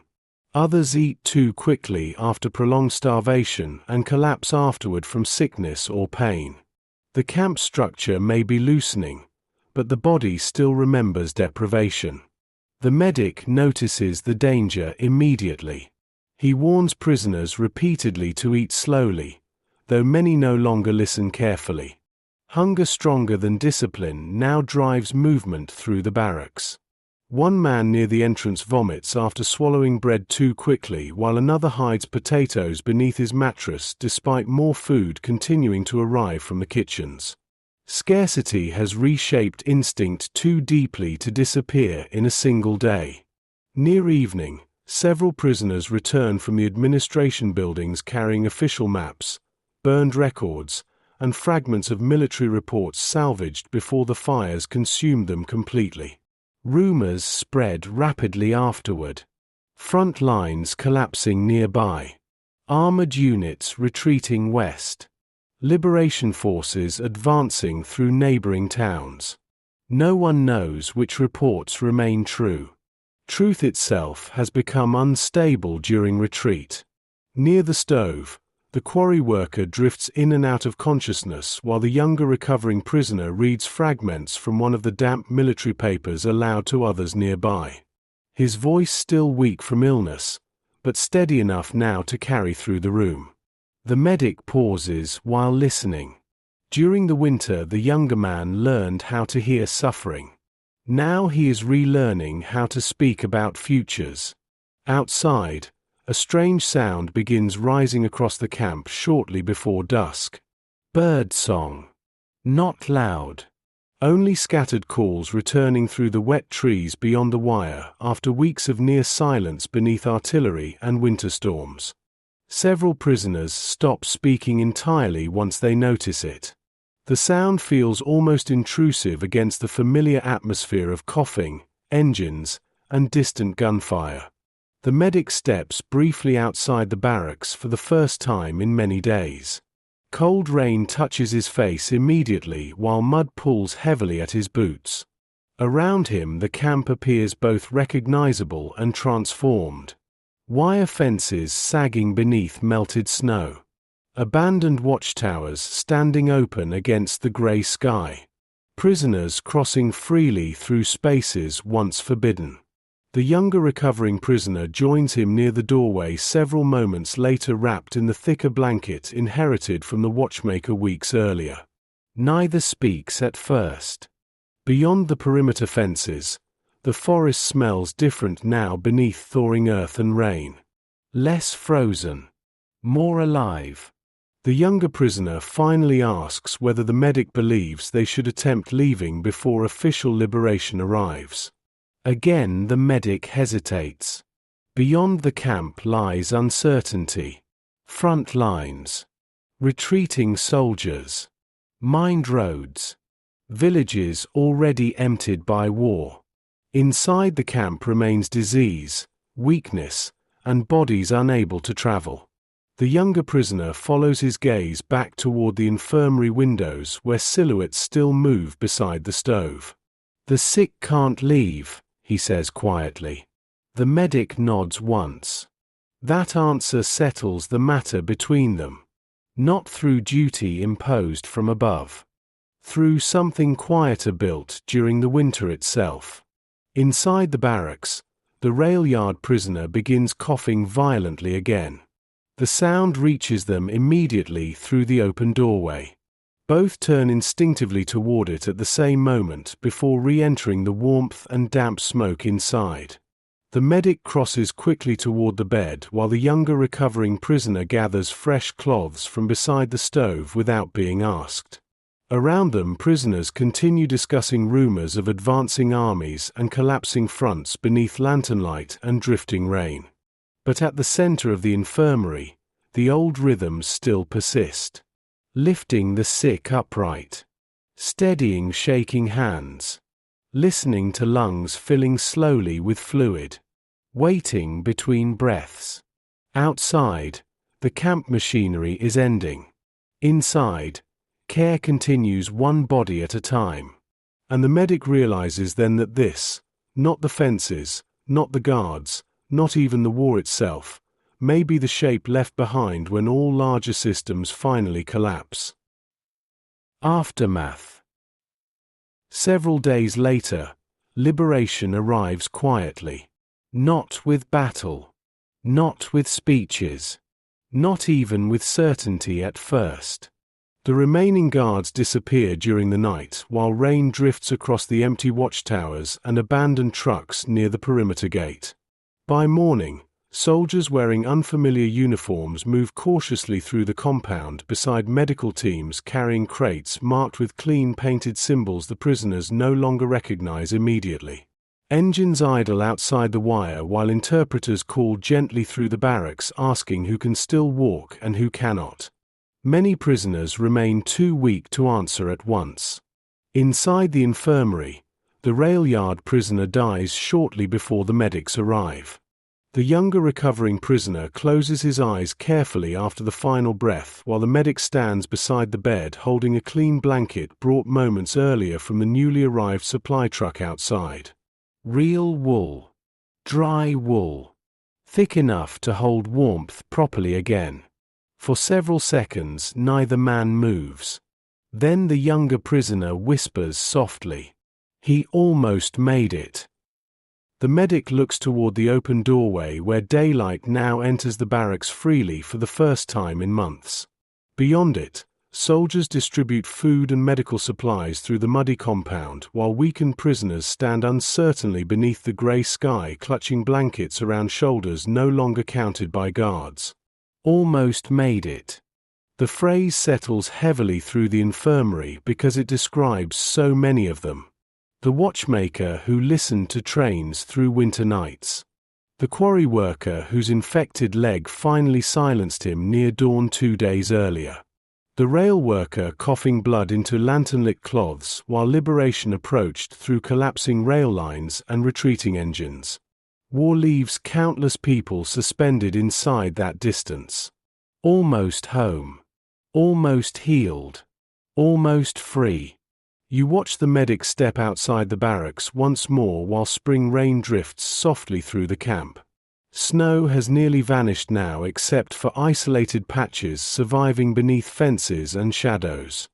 Mud covers the pathways where labor columns once formed before dawn beneath whistles and rifles. The watchtowers stand empty against pale moving clouds. Birdsong carries more clearly now from the forest beyond the wire. Real birds. Not imagined ones. Not remembered summer sounds drifting through fever. The medic walks slowly toward the perimeter fence where sections of wire already sag open beneath hurried abandonment. Around him prisoners sit beside the barracks eating carefully from metal bowls filled with proper soup for the first time in many months. Some cry openly while eating. Others remain expressionless, too exhausted to understand survival yet. The younger recovering prisoner emerges from the infirmary carrying folded blankets toward one of the medical trucks waiting near the gate. He pauses beside the medic for a moment beneath the rain. "What happens now?" he asks quietly. The medic looks across the valley beyond the camp. Smoke still rises faintly in the distance. Roads remain damaged. Entire towns beyond the forest may already exist only as ruins. He realizes then how strange liberation feels after prolonged captivity. Freedom does not arrive as restoration. It arrives as uncertainty returns suddenly to people who survived by narrowing life into routines small enough to endure. For several moments neither speaks further. Then a train whistle rises faintly somewhere beyond the wet spring hills. Both men hear it immediately. The younger prisoner closes his eyes briefly while listening toward the sound drifting through rain and thawing earth. Not hollow this time. Not lonely. Heavy perhaps. Carrying movement again through repaired tracks somewhere beyond the valley. The medic listens too. And unexpectedly he understands that the camp will remain inside him longest not through its violence, but through its repetitions. Cloths boiling beside weak stove fires. Breathing counted through sleepless nights. Water dripping steadily through leaking roofs. The sound of men trying quietly to keep one another alive after systems larger than themselves had already failed. Around them the camp continues dissolving slowly into mud, rain, and memory beneath the grey spring sky. Some prisoners will recover. Some will carry illness the rest of their lives. Some will never fully leave these barracks even after crossing the gates.